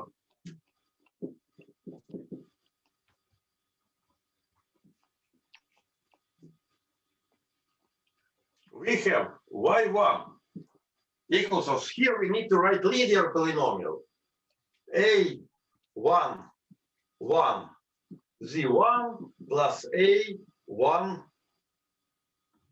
0 z0. y0 equals a01 z1 plus a00 z0, right? So the ratio y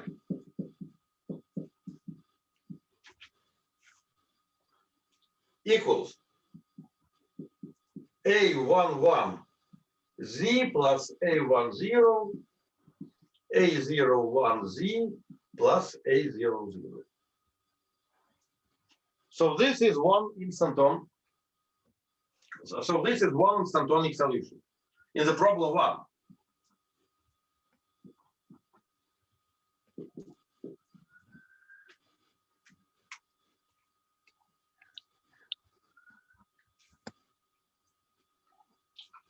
Now, what happens when z is going to infinity?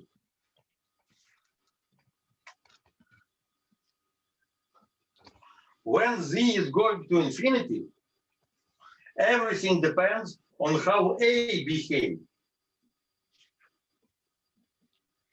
For fixed A,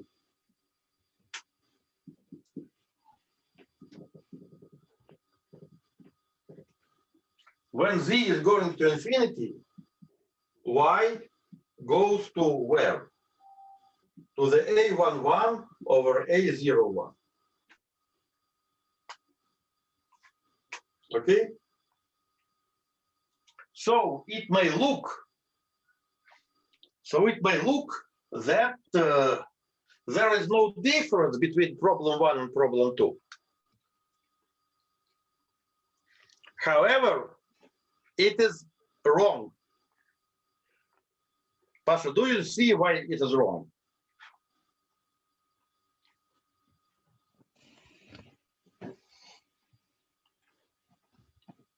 Because it's a question of topology.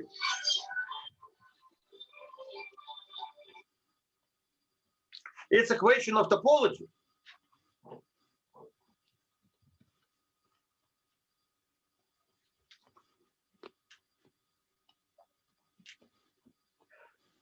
Because there is a line. Okay. So do you think that problem 1 and problem 2 are the same? Naively, you think that they are the same. There Yes? could be a bad denominator, like A10 equal to 0, or not bad denominator.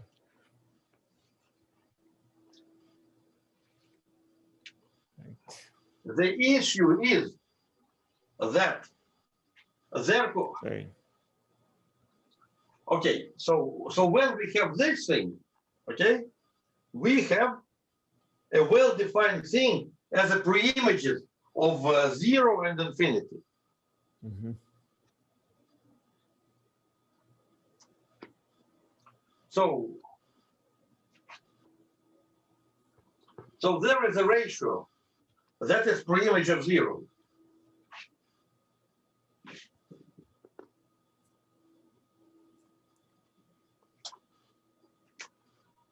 So I can equally rewrite it in the following way.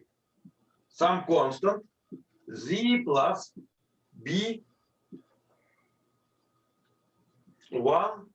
Z plus B0.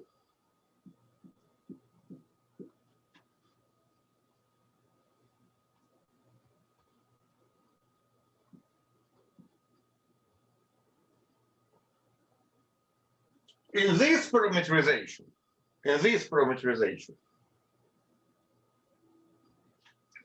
the instanton is a pair of 2 points, B1 and B0 on the source. Mm-hmm. Okay? Mm-hmm. It is clear how U1 rotation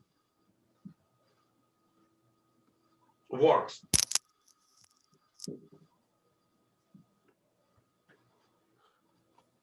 It clearly rotates this position of these points, B1 and B0. And here, we may think about 2 cases. Case where the topology is C, and case where topology is CP1. In the case where topology is C, the only invariant instanton that would be a fixed point is when B0 and B1 together go to 0. So everything is localized at 0. However, so I need to write down a picture. Case C, 0. It is the only fixed point. We may say that instanton is concentrated at 0. Oh, where is my formula?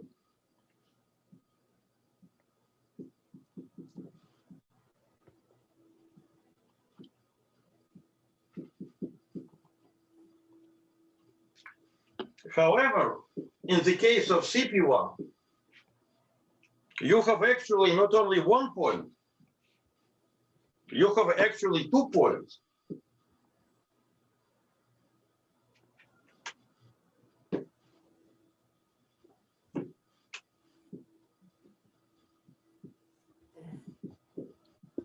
Zero and infinity.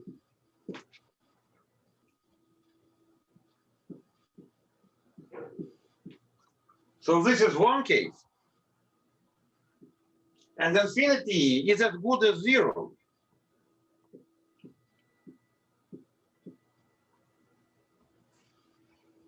So here we have a crucial difference between C and CP1. Mm-hmm.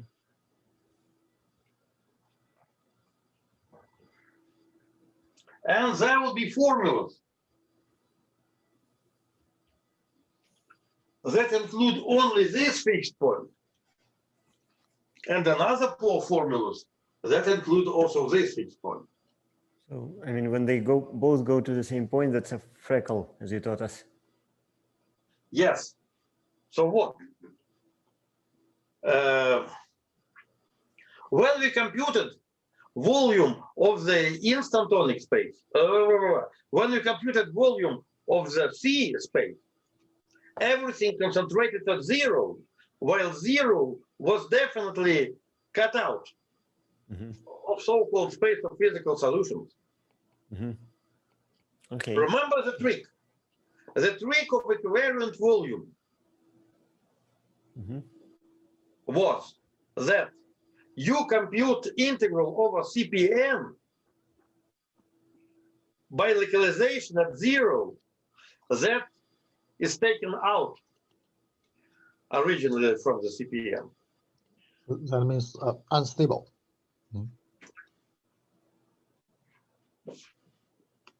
So let me recall how things were going on. CPN theory.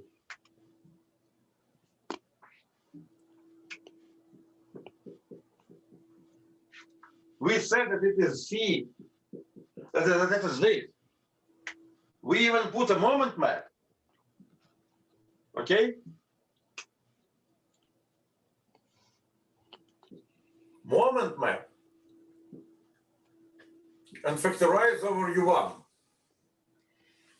However, this integral, we managed to take this integral, transform this integral into the contribution of 0 here. And this is the most remarkable thing here in this business, that this integral transformation made the integral that we studied over this space that did not contain 0, as we thought. It is deformed to the contribution of the 0.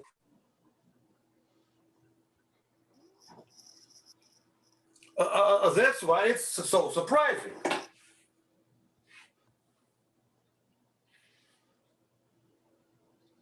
We wanted to compute something, excluded the, where 0 is excluded. We made some manipulations with integrals, and we see that everything is localized to 0. I'm confused by, so there was also the example of equivalent volume of C star being 0 because somehow the fixed points are outside. That was the argument. Yes, but here, yes, but here we studied the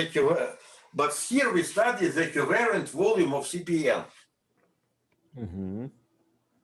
And we know that it gave the right result. However, the way how we got this result, okay, the integral representation, the way how we derive this result through the integral representation shows that we lifted everything to the space that was C to the n plus 1, Then we used equivariant localization, and it gave us localization, surprisingly, to the region near zero. Because we overrun the moment map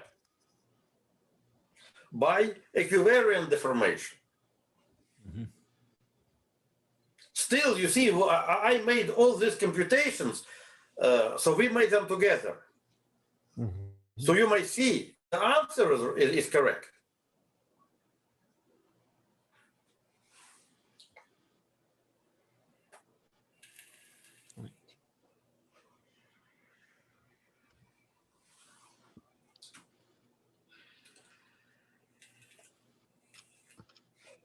So still, yes, you might say that this goes to freckles.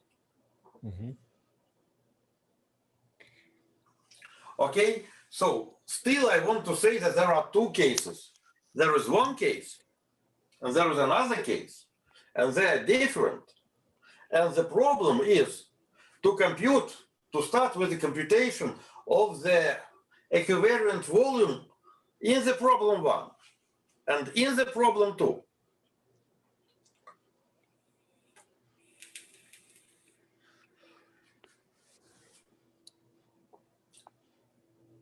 You see, if there is a space, there should be a result.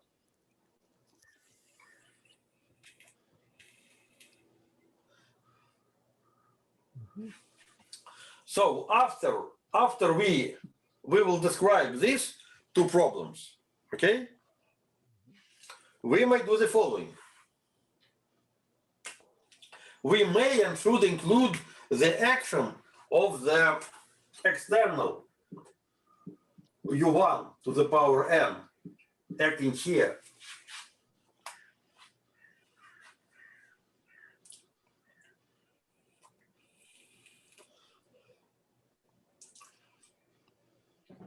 Okay? And put in equivariant factors corresponding to this action. And now there is a problem number 3.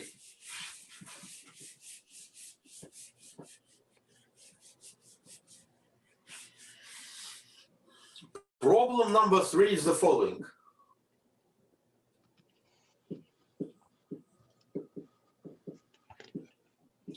Let us try to reproduce the evaluation observables. So we have CP1 times CP1 times this space, Quasimaps. And there is evaluation here.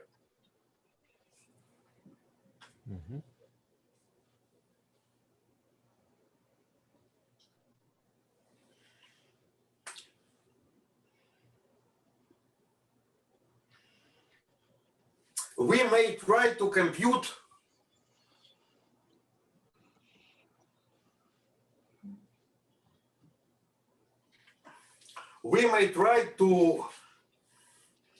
take observable on the CPN and lift it here.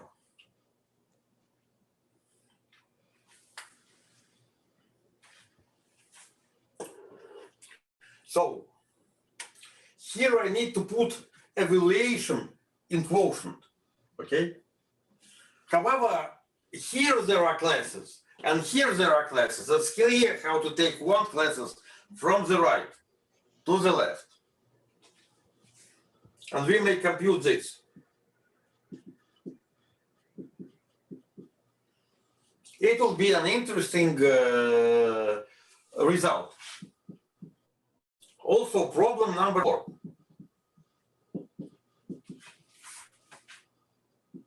It is run Donaldson observables in would-be Gromov-Witten.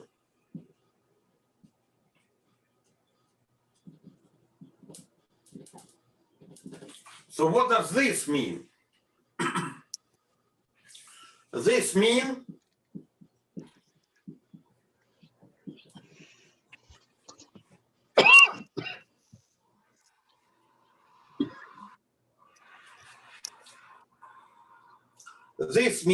that we would like to consider classes here.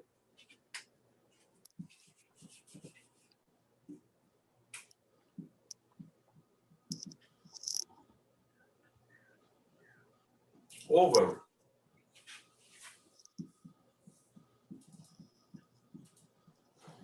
CP1 times Quasimaps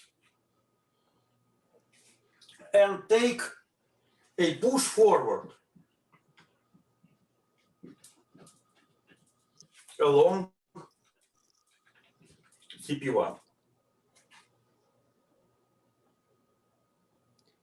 and intersect them on the space of Quasimaps. So there are these four problems. So problem number 1 and problem number 2 are pretty valid problems because it is just the version of the theory of Giventhal and Nekrasov. Problem number 3 and problem number 4 were considered as the wrong problems.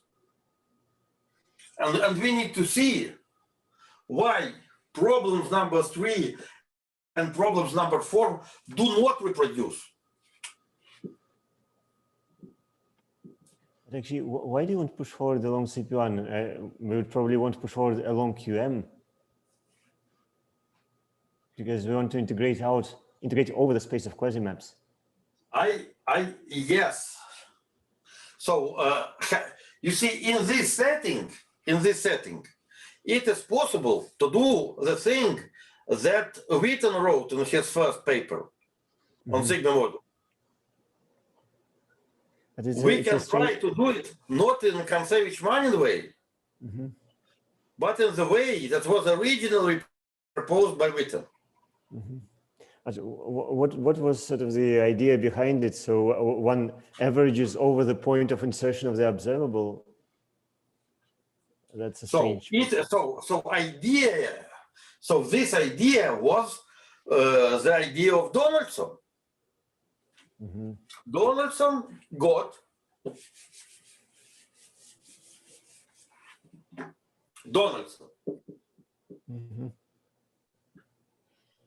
there's the following. He had the worldsheet X4 times moduli space of instantons, and he had universal bundle. So he considered universal shared classes C, Ci on X4 times mod, and he pushed them down along X4. Along X4, not along mod. So this was the definition of Donaldson observables. I see. So now we know, after Kontsevich and Manin, that we need to push forward along mod on configuration space on X4. Yes. But people are not doing this in 4 dimensions. They are doing it this way. So we may look. So why I'm putting these problems 3 and 4? We may look at the 2-dimensional analog of the Donaldson game. And they're doing this in 4 dimensions because they're thinking in terms of characteristic classes and Chern-Weil formula, which involves integration over X4. So they were doing it in 4 dimensions because of 2 reasons. First reason is that that this thing is celebrated because of Donaldson observables, and they were used to study smooth structures on the 4 manifolds. Okay? And that was the original Donaldson idea, after all. And Donaldson got a Fields Prize for this. This is arguing by authority, not by mathematics. Yes. So when Donaldson was doing this, okay, so he was going this way. No, but I think the reason here is probably from the theory of characteristic classes, where you would like to, you have some sort of a density of your characteristic number, and you need to integrate it over X4 to get the characteristic number. So that's probably the reason. But he wants to get a form of the moduli space, and he compactified it somehow. And the way how he compactified it resembles pretty much the Quasimaps. So what I'm trying to say is that Quasimap theory is the proper analog of what Donaldson was doing in dimension 4. I see. So in order to have more understanding on more complicated 4-dimensional story, we may do it in dimension 2. Now we have additional insight. And the additional insight is that in the very specific case, we can do it equivariantly in many ways. So it is good to consider the very special case. It is good to consider toric sources. Of course, Donaldson never considered toric sources. Come on. But we may and should consider toric sources and see in dimension 2 the difference between the Donaldson approach and the Kontsevich-Marin approach. So so actually Donaldson approach was original Witten's approach.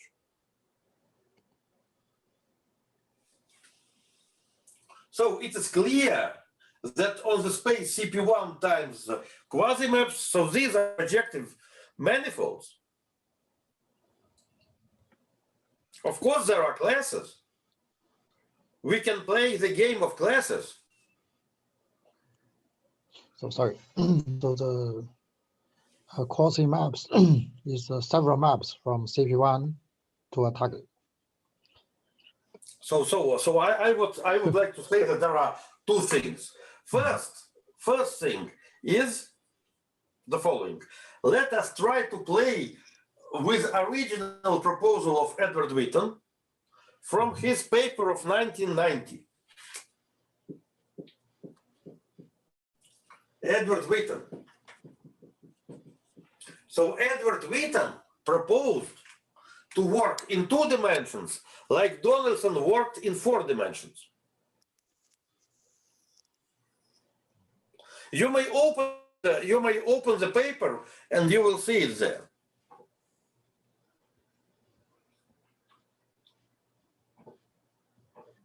That Edward Witten, and he's motivated by Donaldson 86 or 85, proposed to integrate along the CP1 and consider in this way 0 observables and 2 observables. Unfortunately, he did not compute the result.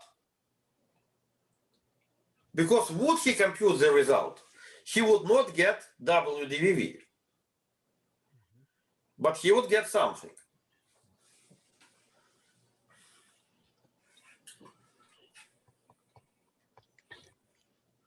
So in our case,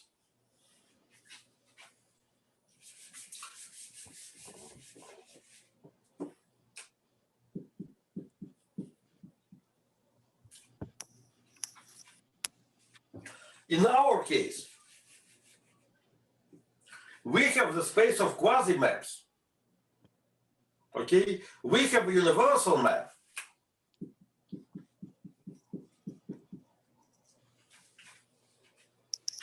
Maybe we do not have evaluation. Okay, let us forget about evaluation. Okay, but definitely we have line bundles here that look pretty much like evaluation map. So Okay. no evaluation because of freckles. Yes, no relation because of freckles. Mhm. But here we have the analog of Donaldson. Mhm. We have a line bundle here.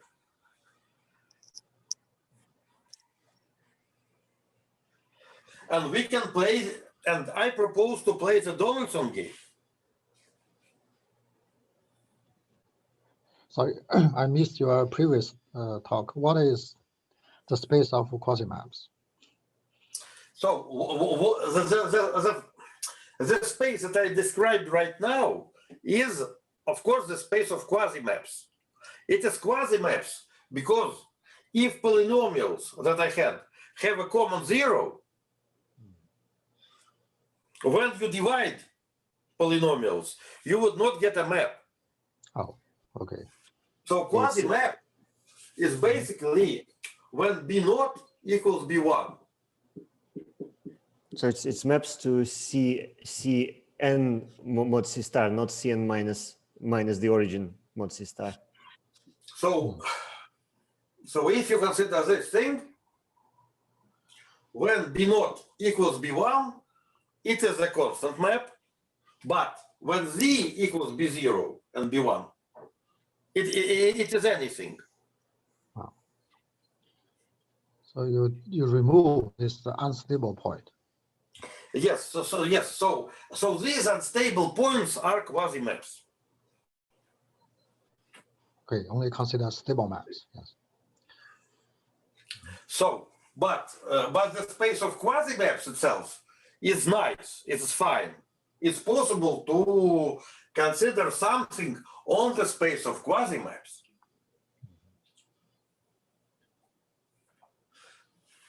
So there are two things. There is a differential form that could be lifted here, but there are also line bundle, and there are observables here.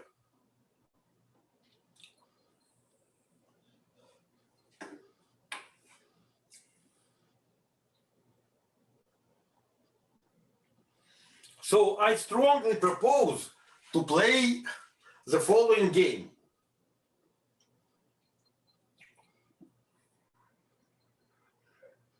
To consider here something, it's proposal. You see, it's a proposal that I'm going to discuss. To construct here over this space, to construct a line bundle and consider Chern class of this line bundle and consider its case power.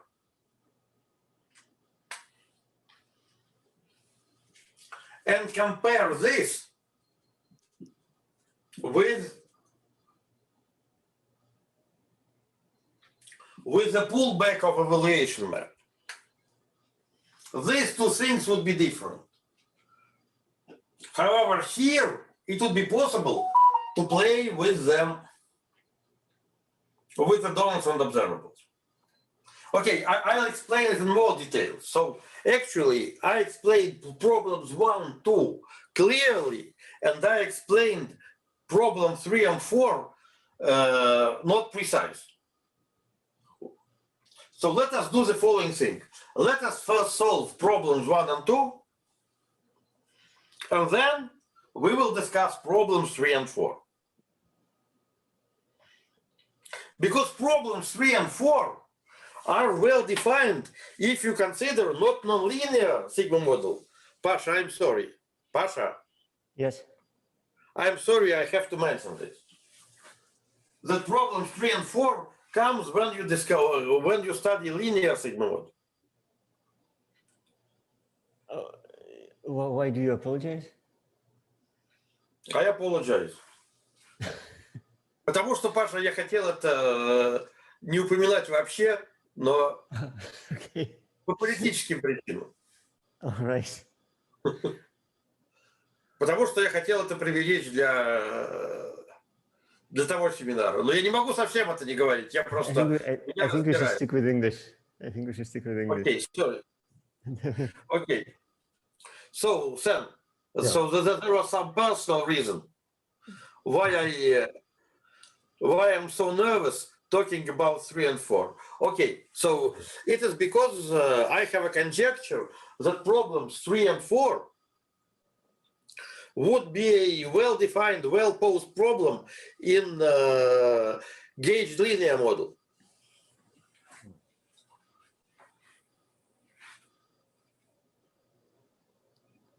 And it's interesting to compare them. So problem 1 and 2 would give connection to Nekrasov and Giventhal.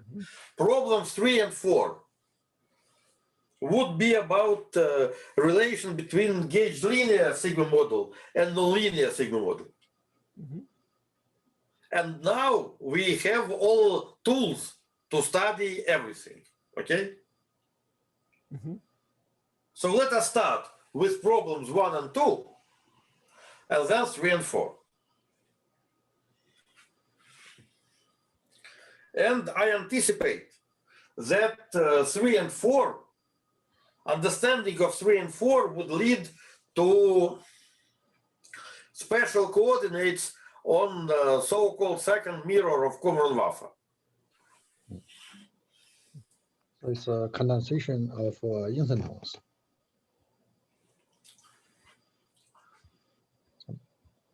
So in any case, I put a stage to study problem 1 and 2, okay?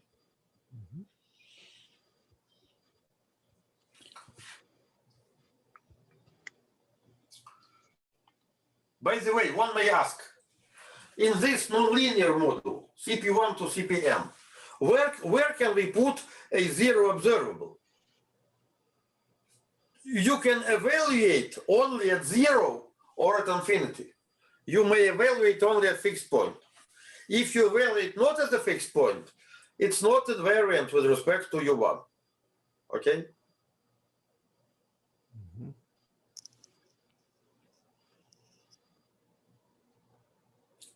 So next time, and next time would be next Wednesday.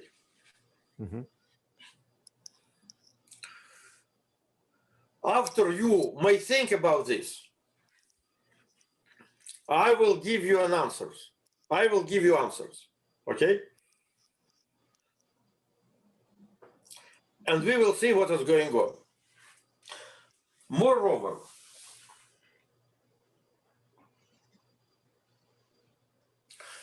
it would fit with the seminars with Dong, okay? Because it will be exactly the time when our discussions with Dong would come exactly to this moment.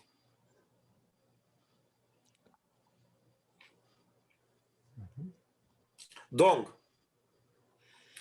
So we decided to discuss so tomorrow we will discuss moduli spaces and integrable systems, right? Oh, yes, yes. First, I thought it was replaced by the paper you suggested last week. But you see, when I suggest a paper, I don't mean that that you will have to study this. Okay, okay. So this paper was an advertisement of what we can discuss. Yes, yes, good. Because we cannot ask questions to the paper. Okay. So, but unfortunately, it turns out I'm not available tomorrow. So actually, I sent a mail to Nikolai Nev to cancel. So if you are not available tomorrow, yes, we may skip this, okay, or we may shift it to some other day. So what would you propose? We don't have to shift. I think we stick on the regular basis. Just cancel tomorrow. No. So you see, if you are not available, and we call it discussions with you, it means that by definition, you see, there will be no seminar tomorrow. So only for tomorrow. I need to go. Sorry. It's normal. Bye. Right. Yeah. So I don't think we don't have to shift or change. Okay, but so let us keep seminar tomorrow, or we may shift it. But in any case, we skip it and decide what to do tomorrow, okay? So tomorrow there will be no seminar and there will be a message about it, okay? Okay. And we will continue with Friday seminar starting from the next week, okay? Yes, yes, that will be good. Okay? So let us do this. Okay? So that's it. Okay, thank you very much. I will stop the recording then. Yes?